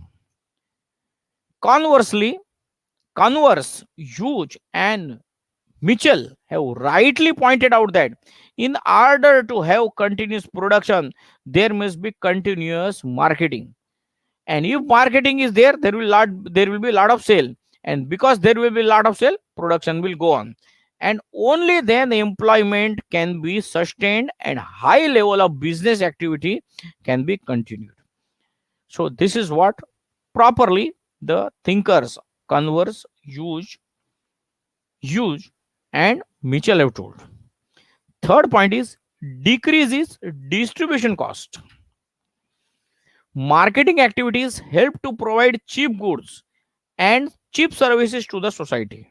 It means those goods and services are of good standardized quality, but its value is little bit saved because of the marketing. Hence, effective utilization of channel of distribution can help in reducing the cost price of the product and services. Reduction of cost will help to increase the potential consumers for the products or services. It also assures timely availability of the product. Fourth importance of marketing to the society is consumer awareness. Marketing helps the society by informing and educating consumers. The function of marketing is to fulfill the needs of the consumers. Marketing helps consumers to know about new products and new services which are available in the market and its usefulness to the consumers. Marketing provides satisfaction to the society by supplying relevant information, goods and services, and people to the society according to the demand and taste. So all these services, goods are provided to the people according to the taste and habit by whom? By marketing. Marketing can also include more practical information to help and assist in making a purchase, such as addresses, phone numbers, product release dates, store hours, and web addresses. Fifth importance of marketing to the society is increase in national income. Employment होगा तो national income increase होगा ही.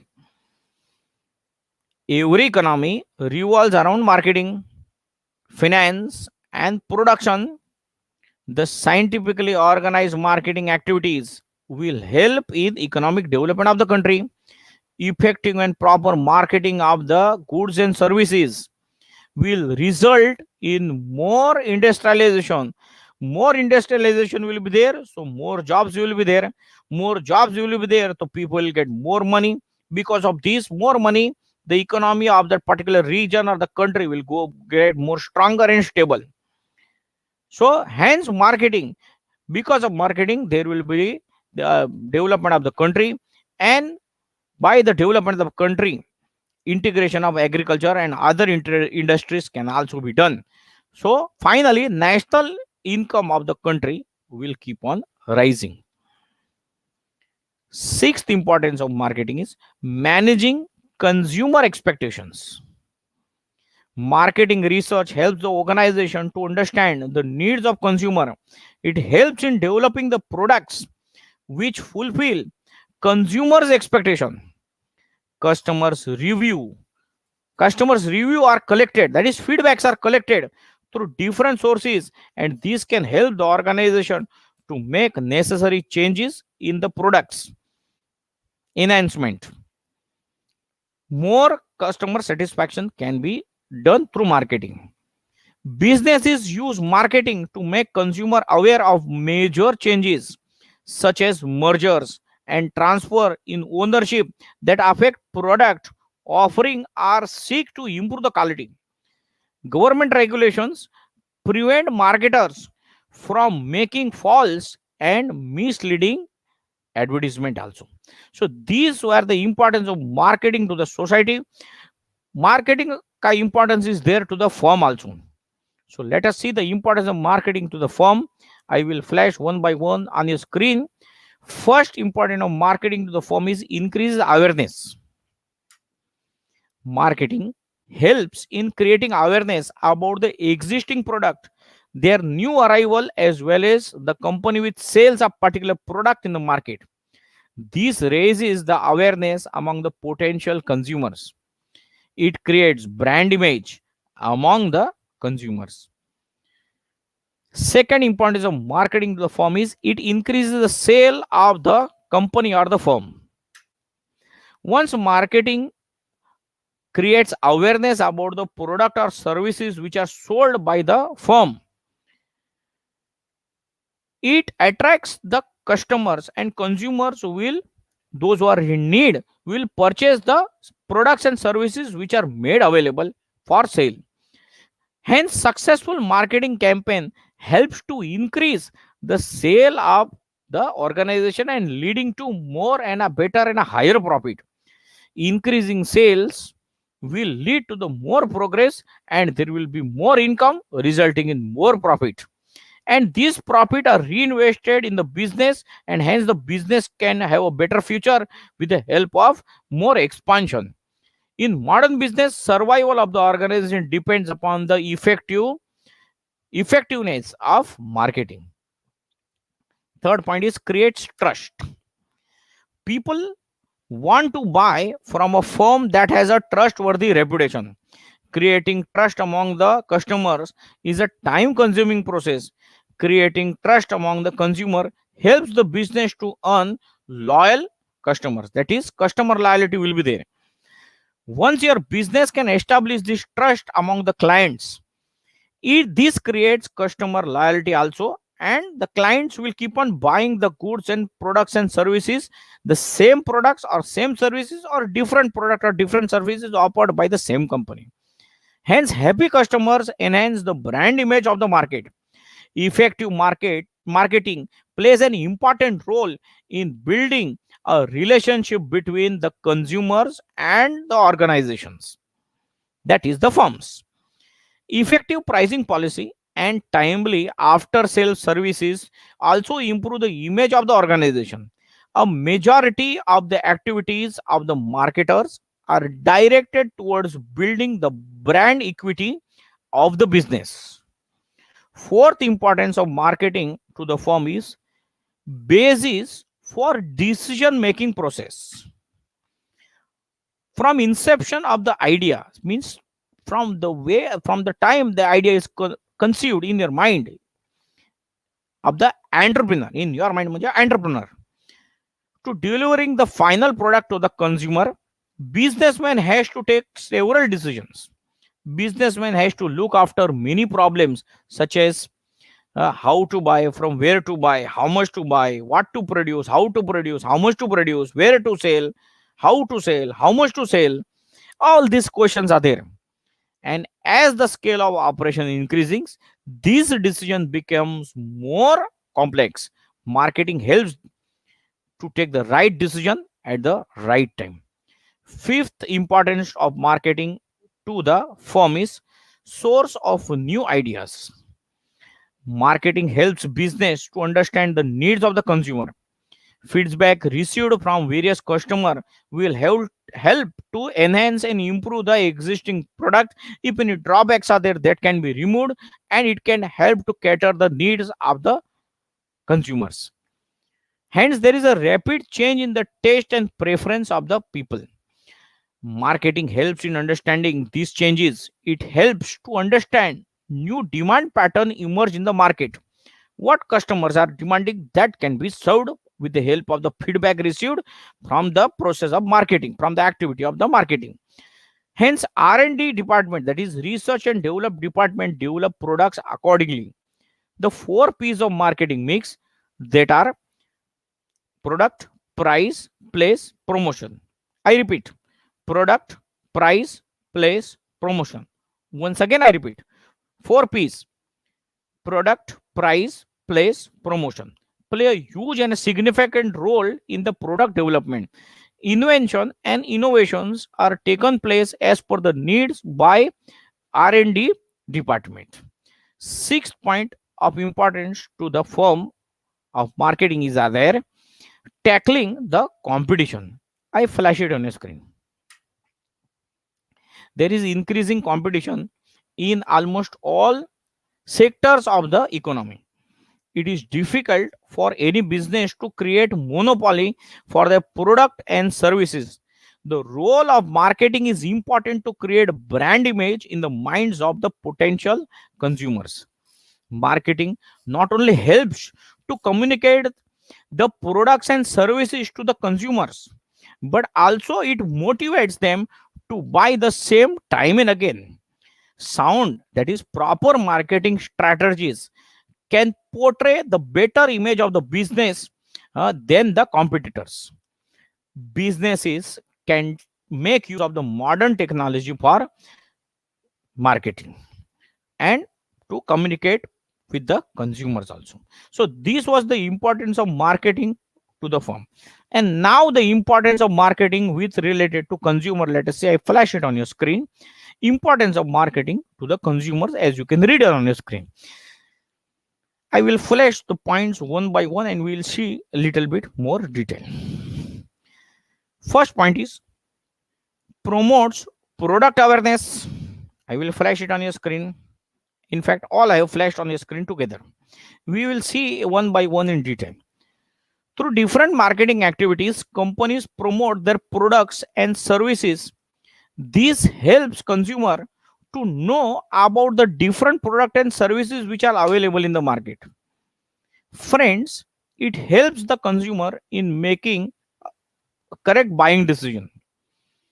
It helps them to assist them in the decision making. It also creates awareness among the consumers for different brands and features of the products which are available in market. Consumer can compare various products. They can compare its various prices also, various features, availability, after sale services, etc. They can do it. Marketing helps to improve the quality of life of the consumer. It means the quality of standard of living can be enhanced by various products. Second point already flashed on your screen is provides quality products. There is increasing competition in the market. Consumers are getting easy access to the information, more information in fact about the products and services available in the market. It creates moral pressure on the business to provide quality goods to the consumers.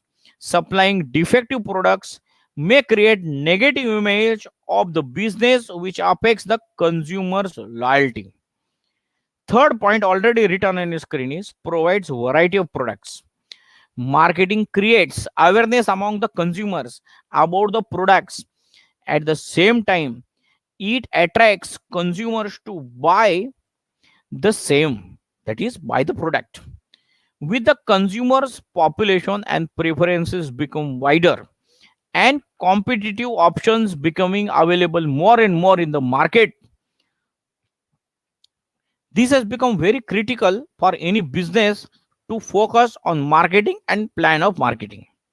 And hence business launch various products keeping market segmentation in mind. Businessmen needs to provide a variety of goods to cater to the needs of the consumers of different market segments, and hence variety may change according to the size, quality, price and size of the product. Fourth point already written on your screen is helps in selection. Variety of products with different brands are available in the competitive markets. Marketing helps the consumer to choose the best products and services from the different options available. Fifth point is, that is importance of marketing to the consumer, is consumer satisfaction. The very first and the foremost objective of any sound and proper marketing policy is to satisfy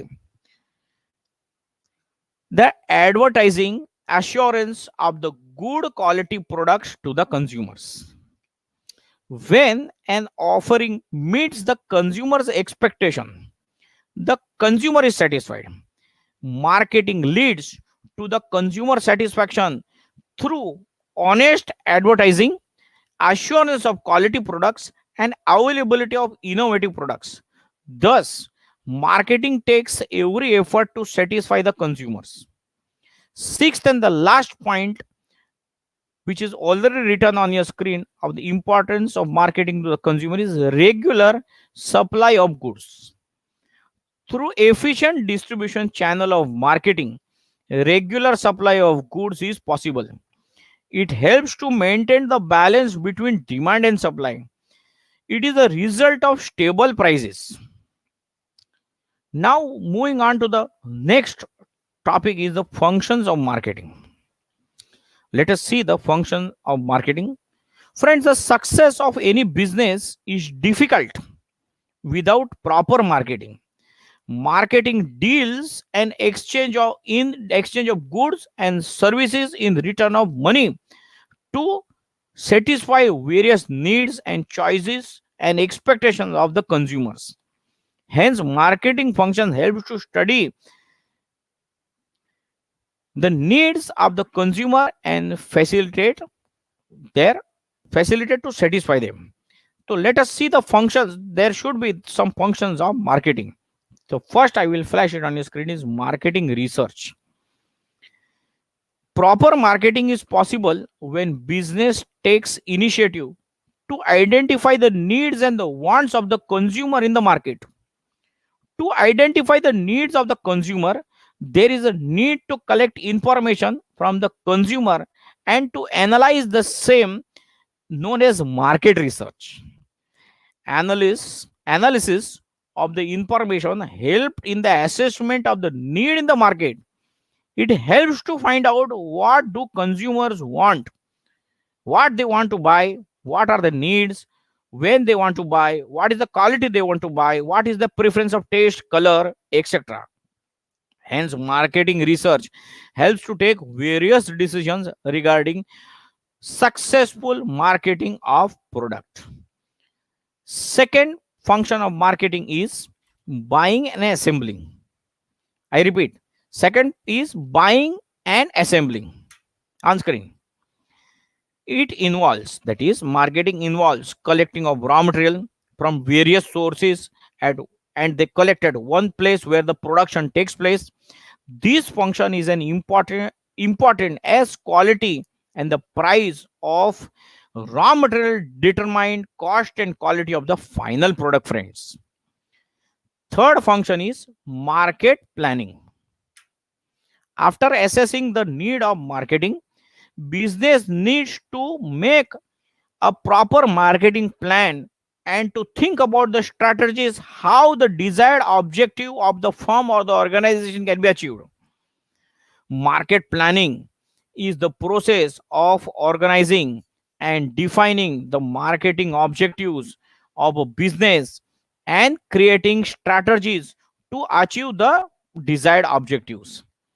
It is a comprehensive blueprint that will help to chalk out the outline of business or the organization's overall marketing effect or efforts, in fact. The fourth point, that is the fourth function, is product development. Product development and design plays a significant role in the selling of various products. There is a need and requirement to develop various products that will cater the needs and preferences and taste of various consumers. Product design includes related to quality standards, color, packing, various shapes, various designs, etc. as per the preference and taste of the consumers. Consumers always prefer better quality and attractive product designs. Good design of the product gives competitive advantage to the business or the firms or the organization who are selling the product. Product development is continuous process as it requires customers satisfaction and it which changes from time to time. So it's a dynamic process. Fifth function of marketing is standardization and grading. Standardization means to determine standards related to the process, weight, color, design, size, etc. It helps in ensuring total uniformity of the quality of the product The quality of the product should not be compromised. It helps in achieving customer satisfaction and hence increases customers' loyalty towards the product. So that every time when they are needed, the consumer customers need the product, every time the customers will buy the same product again and again from the same company. Grading is the process of classification of products according to similar characteristics or quality. Grading is done on the basis of the features like various shapes, various sizes, various colors, etc.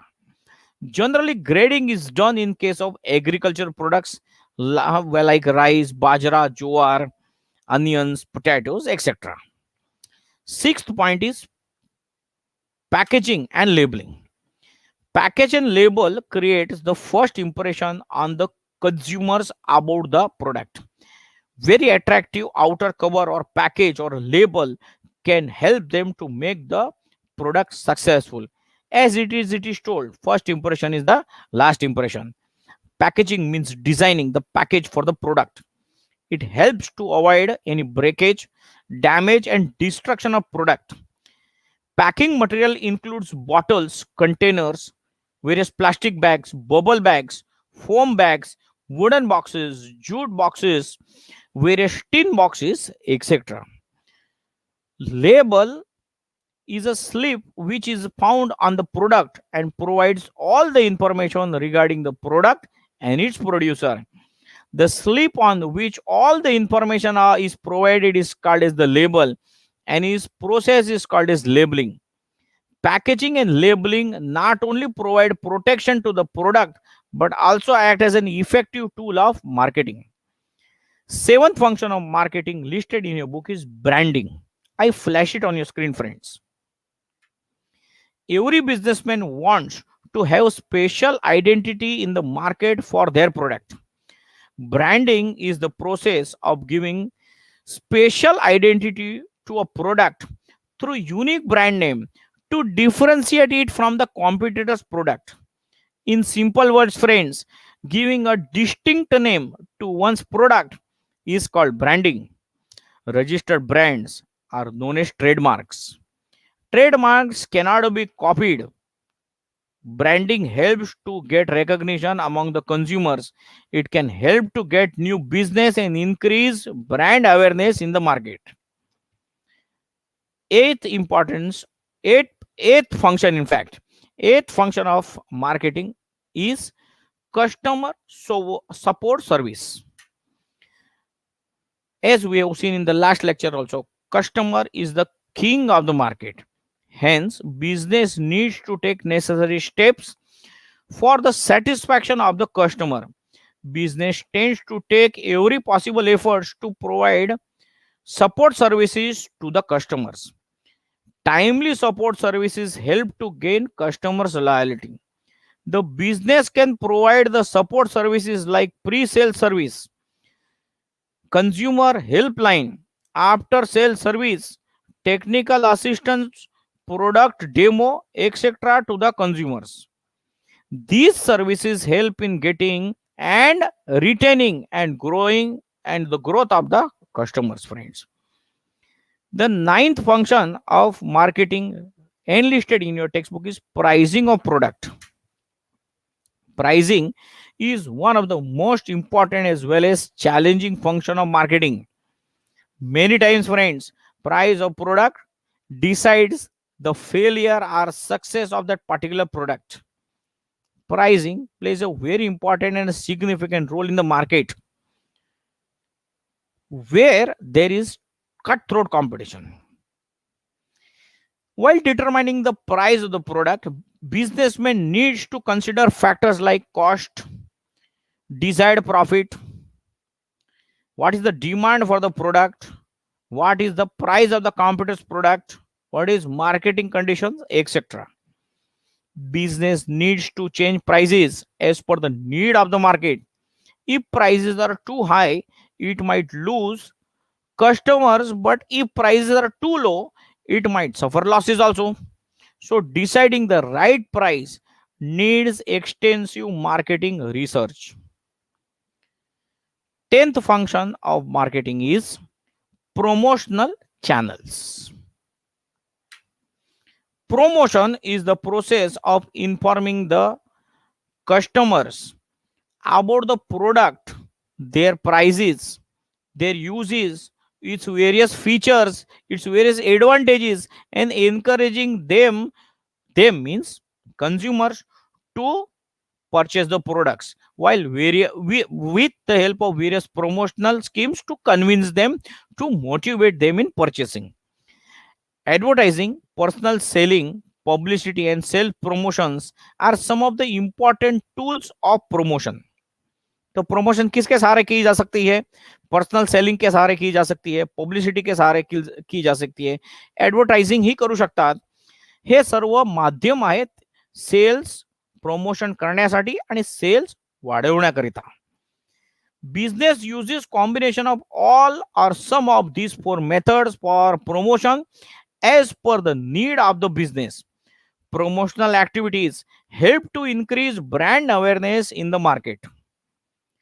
11th function of marketing is distribution. Distribution is the set of activities which is concerned with efficient movement of finished goods from the place of production to the consumer.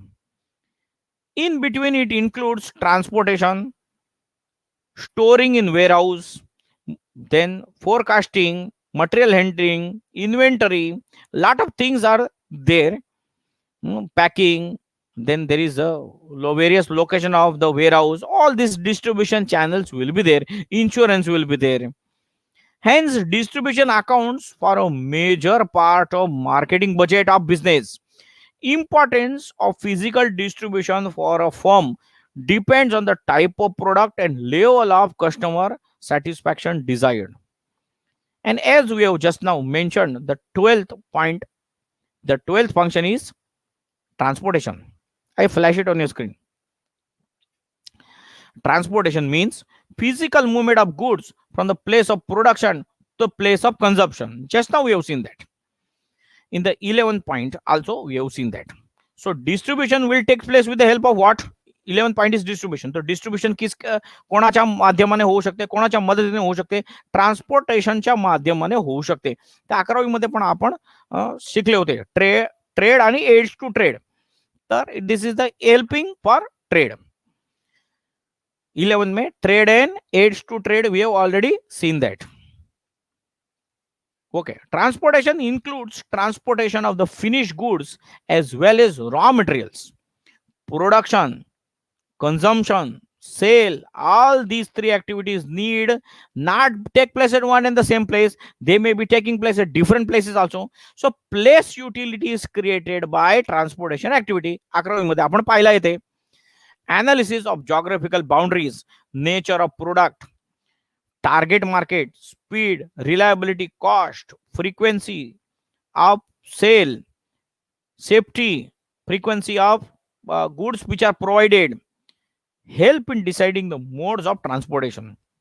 It can be through railways, waterways, roadways, airways. If liquid is there, like say oil is there, water is there, by pipelines are some of the important modes of transportation used by the business. And the last function of the marketing enlisted in your textbook is warehousing. There is a time lag between the purchase or production of goods and their sale. Goods are produced, so not necessarily immediately will be sold. It will take time. So in between, where they have to be stored, they have to be stored in warehousing. Once again, I repeat, last year we have studied this in trade and aids to trade. Last year in 11th standard, in OCM we have studied. It is important to store the goods at a safe place during the time lag. Any negligence during the period may damage the stock. Warehouse helps to maintain the smooth flow of the goods. It also helps in stabilizing prices in the market. Functions of warehousing is performed by retailers, wholesalers, manufacturers. Warehousing creates time utility. So with this, we come to an end of functions of marketing. And now the very important topic which we are going to go is warehousing I have flashed. Now we are going to go for a marketing mix. Friends, what is marketing mix? Let us first understand. Marketing mix हा नाव तर आहे, तर हे mix म्हणजे काय? So marketing mix is the combination of various different marketing variables. आता कुठल्या आहे variables त्या आपण पाहूया. These variables which are there, the firms blends and controls these variables. Not always possible to control, but they try to control these all variables to achieve the desired result from the target market. What is the desired result? To maximization of profit. बिझनेसचा हेतू काय? Profit making. साधारण शब्दामध्ये the marketing mix is putting right product at right time at right price and at right place. पुन्हा एकदा म्हणतो, हे सर्व आपण काय सरळ शब्दामध्ये काय म्हणू शकतो मार्केटिंग मिक्स मध्ये? Putting right product at right time at right place and at right price. It is one of the important tool of marketing. The 4 P's of marketing were introduced by E. Jerome McCarthy in 1916. It was further extended by Booms and Bittner in 1981 by adding 3 new elements in 4 P's to make it 7 P's. There are 2 types of marketing mix. One is product marketing mix, 4 P's, as I informed you in the last lecture. Once again, this is the important topic, so I am refreshing it for you. I repeat, there are 2 types of marketing mix. Marketing mix दोन प्रकारचे आहेत. पहिला आहे product marketing mix. It is known by short abbreviated as 4 P's. Product marketing mix 4 P's कुठले आहे? And second, service marketing mix abbreviated by 7 P's. The 4 P's are the key factors that are involved in marketing of goods and services. Hey 7 P's मध्ये पण ते 4 आहे, 4 plus पुढचे 3. They are the product, price, place, promotion. Hey 4 P's. I repeat, product, price, place and promotion. Product, price, place, promotion. हे काय झाले? 4 P's म्हणजे काय झाले? Product marketing mix. This is product marketing mix. 3 more elements were added in 1981 by Booms and Bittner, and those are people, process and physical environment. So let us see that one by one in detail. I will go in the reverse order, friends. First, let us see about product. Product म्हणजे काय? Product refers to the goods and services that are offered to the customers or consumers for sale and are capable of satisfying and catering the needs of the customers. This product satisfies and caters the various preferences of the customers. The product can be intangible or it can be tangible, as it can be also be in the form of goods or maybe in the form of services. The business needs to decide the right type of product through extensive marketing research. Success of any business, friends, depends on the impact of the product in the minds of customers. Second is price. The price of the product is basically the amount that a customer pays for the product. Price plays an important role in creating demand of the product. We have already seen that in economics in law of demand and supply. Lesser the price, more will be the demand. That we have already seen given by Professor Alfred Marshall, sir. So all these subjects are interconnected. OCM is interconnected to economics as well as ASP is interconnected to OC and so on. All three are interconnected. Finally, they are the pillars. As our Dr. Nishikant Jha sir tells, our 4 pillars of Indian Accounting Association Thane branch, Kanish Bhai, Vignesh Bhai, Harshal Bhai and Ajit Bhai. So just like that, these are the 4 pillars of commerce, which are those of 12th standard, especially SP, OC, economics and accountancy. These are the 4 pillars of commerce of 11th and 12th standard. Going further, the business needs to take utmost care to decide the price of the product. cost of the product and willingness of the customers to pay for the product play an important role in pricing the product. Too high price may affect the demand of the product as per the law of demand, and pricing too low may affect the profitability of the business also. ज्यादा कम रखेंगे तो profit decrease हो जाएगा. Hence, while deciding the prices, the value and utility of the product to its customers are also considered. Friends, next I flash on the screen is the place. Place is very important in the distribution channel, friends. Placement or distribution is a very important part of marketing. Making a right product at right price is not enough. Businessman needs to make the product available to the potential customers at the right place too. Business needs to distribute the product in a place that is accessible to the potential buyers also. It covers location, distribution, and ways of delivering the product to the customer. Better the chain of distribution, higher the coverage of the product in the market. Fourth is promotion. Promotion is an important element of marketing as it creates brand recognition and sales. Promotion is a tool of marketing communication which helps to publicize the product to the customers. It helps to convey products, includes tools such as advertising, direct marketing, self promotion, personal selling, etc. Combination of promotional strategies depend on the budget, the message business wants to communicate, and target the relevant market. The above four P's of marketing are associated with the product marketing mix. This we have seen, that is product, price, place, and promotion are a part of product marketing mix. In addition to these four P's which we have seen, that is product, price, place, and promotion. I repeat, product, price, place, promotion. Once again, product, price, place, promotion. These four P's are there. When there is these are in addition to these four P's. When there is consumer oriented or service marketing, there are three more P's which are taken into consideration, that is people, physical evidence, and process. So let us see that now. People we are going to see. People inside and outside the business have directly or indirectly influenced the business. People comprise, that is make, of all the human beings that play an active role in offering the product or service to the consumer. The people include employees who help to deliver service to the consumers. Right people at right place add value to the business.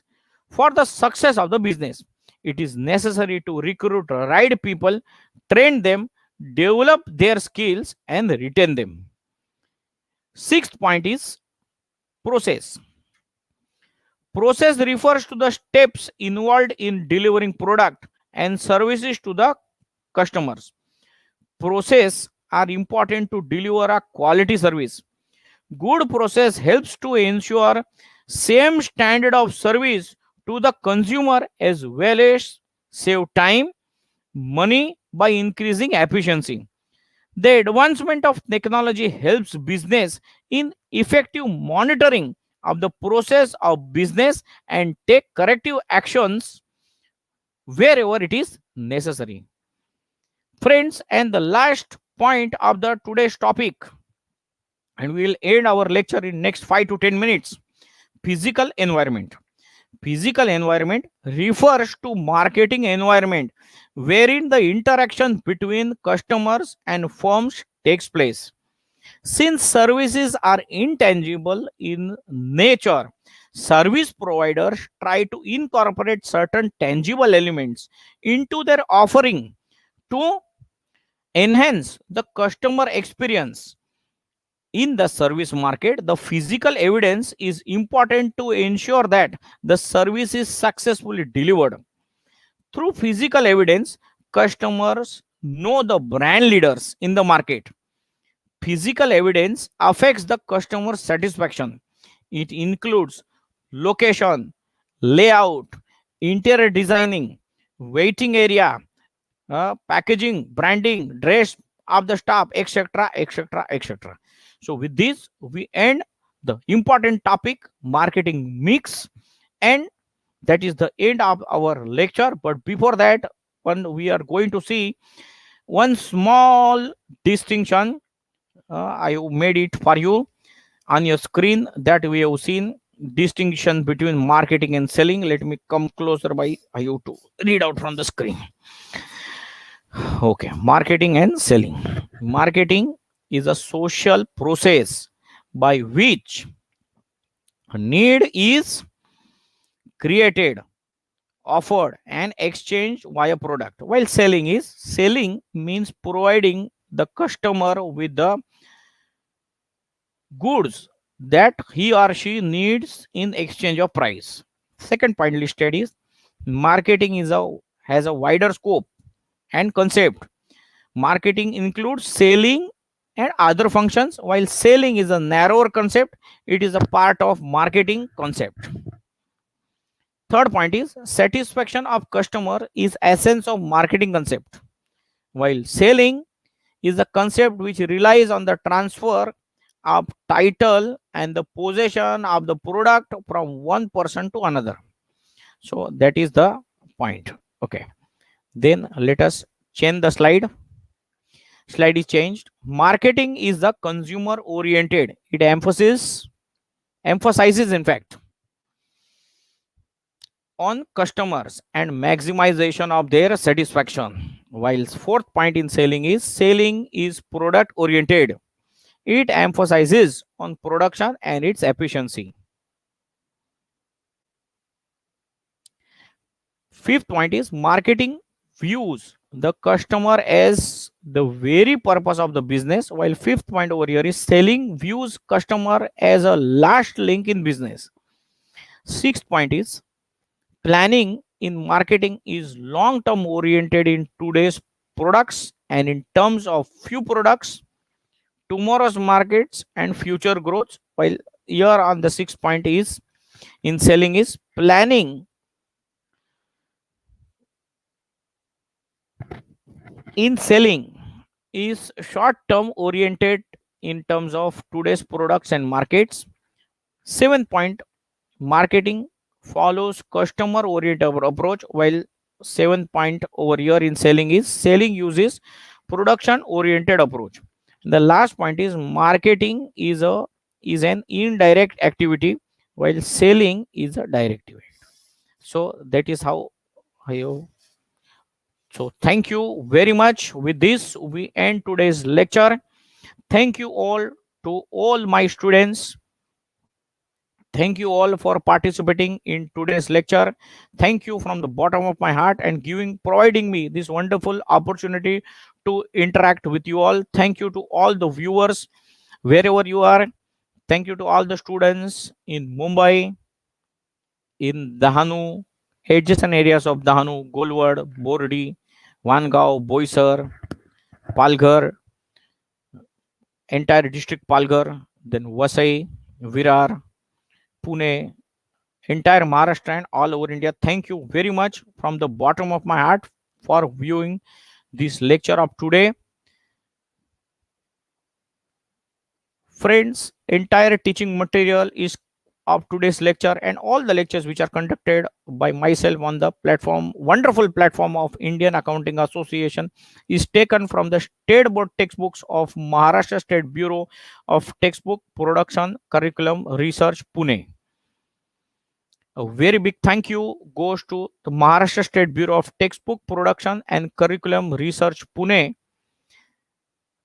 for providing us this wonderful study material. Special mention and special thank you to all the authors, publishers, and everyone who are involved in writing, printing, compiling, publishing of this wonderful textbook. Yes, friends, it is indeed a very wonderful and an excellent study material. Thank you once again to all the authors, publishers, and everyone involved in the faking of this framing of this wonderful textbook. Once again, a very big thank you to my respected senior teachers, my professor Dr. Arvind Luar sir, Chairman Indian Accounting Association Thane chapter, my professor Lion Professor Dr. Nishikant Jha sir, General Secretary of Indian Accounting Association Thane branch, my professor Dr. Kuldeep Sharma sir, Treasurer of Indian Accounting Association Thane branch. Thank you, Dr. Arvind Luar sir. Thank you, Lion Professor Dr. Nishikant Jha sir. Thank you, Professor Dr. Kuldeep Sharma sir, for giving me this opportunity to interact with all of us. And main thing, I am proud to be a student of these three great senior teachers. Thank you very much to all my teachers. Thank you, Guruji. My vote of thanks will be incomplete if I don't thank the four pillars of Indian Accounting Association of Thane branch, as our Dr. Nishikant Jha sir has given the perfect and aptly labeled them as the four pillars. Thank you to Mr. Kanish Sharma. Thank you, Kanish Bhai. Mr. Vignesh Pandey. Thank you, Vignesh Bhai. Thank you, Mr. Harshal Rathod. Thank you, Harshal Bhai. Thank you, Mr. Ajit Bhai Yadav. Thank you, Ajit Bhai. Kanish Bhai, are you there? Kanish Bhai, Yes, sir. thank you very much, Kanish Bhai, and please convey my thanks to Vignesh Bhai, Harshal Bhai, and Ajit Bhai for your sincere efforts, fruitful hard work, valuable time, and prompt support. Thank you very much, sir. Thank, thank you, sir. Yeah, God bless you. Thank you once again to all my professors, all my teachers who have guided me in my education right from childhood to the years. We should, as I always tell, we should not compare teachers and professors, but the contribution of Dr. Arvind Loar sir, Dr. Nishikant Jha sir, Dr. Kuldeep Sharma sir, and Principal Dr. Minu madam. The contribution of these four great professors in my life is too much. And once again, I tell we should not compare teachers and professors, but the greatest contribution, whom I am inspired, whom I look upon as a role model, is my, and you all are knowing that, brother, my professor, Lion Dr. Nishikant Jha sir. Special thank you to my Guruji, Lion Professor Dr. Nishikant Jha sir, whom I am inspired a lot, who has a lot of contribution in my life. To all the students, I would always tell, keep smiling. And as you have seen today, आज की कविता का आशय था, उदास ना हो. हमारे गुरुजी ने ऑलवेज कहा है, don't be sad, don't be grumbly, don't grumble. This problem is there, that problem is life. Don't grumble. Be happy, don't worry, and always you should be happy. Never you should be sad. उदास ना हो. आज की गुरु वंदना में हमने कविता भी देखी है. And last but not the least, I thank all my family members, my parents, my mommy and papa, my bapuji and babu, my younger brother Vishal, my younger brothers Raj and Yash. Thank you to all my family members everywhere. Thank you to all my family members in Gujarat. Thank you very, very much. And with this, we end today's lecture. Last but not the least, once again, we end today's lecture. God is great. Thank you, God, Almighty Lord, for blessing us in helping and conducting today's lecture. With these words, friends, I sign off today's lecture and uh, keep on studying, keep on working hard, and keep on excelling further. Thank you once again for giving me this wonderful opportunity and allowing me to share my views with you all. Thank you very much from the bottom of my heart. With this, I sign off. Wish you all a very good night. Keep smiling, and God is great. Thank you all very much. With this, I sign off. Good night, everyone.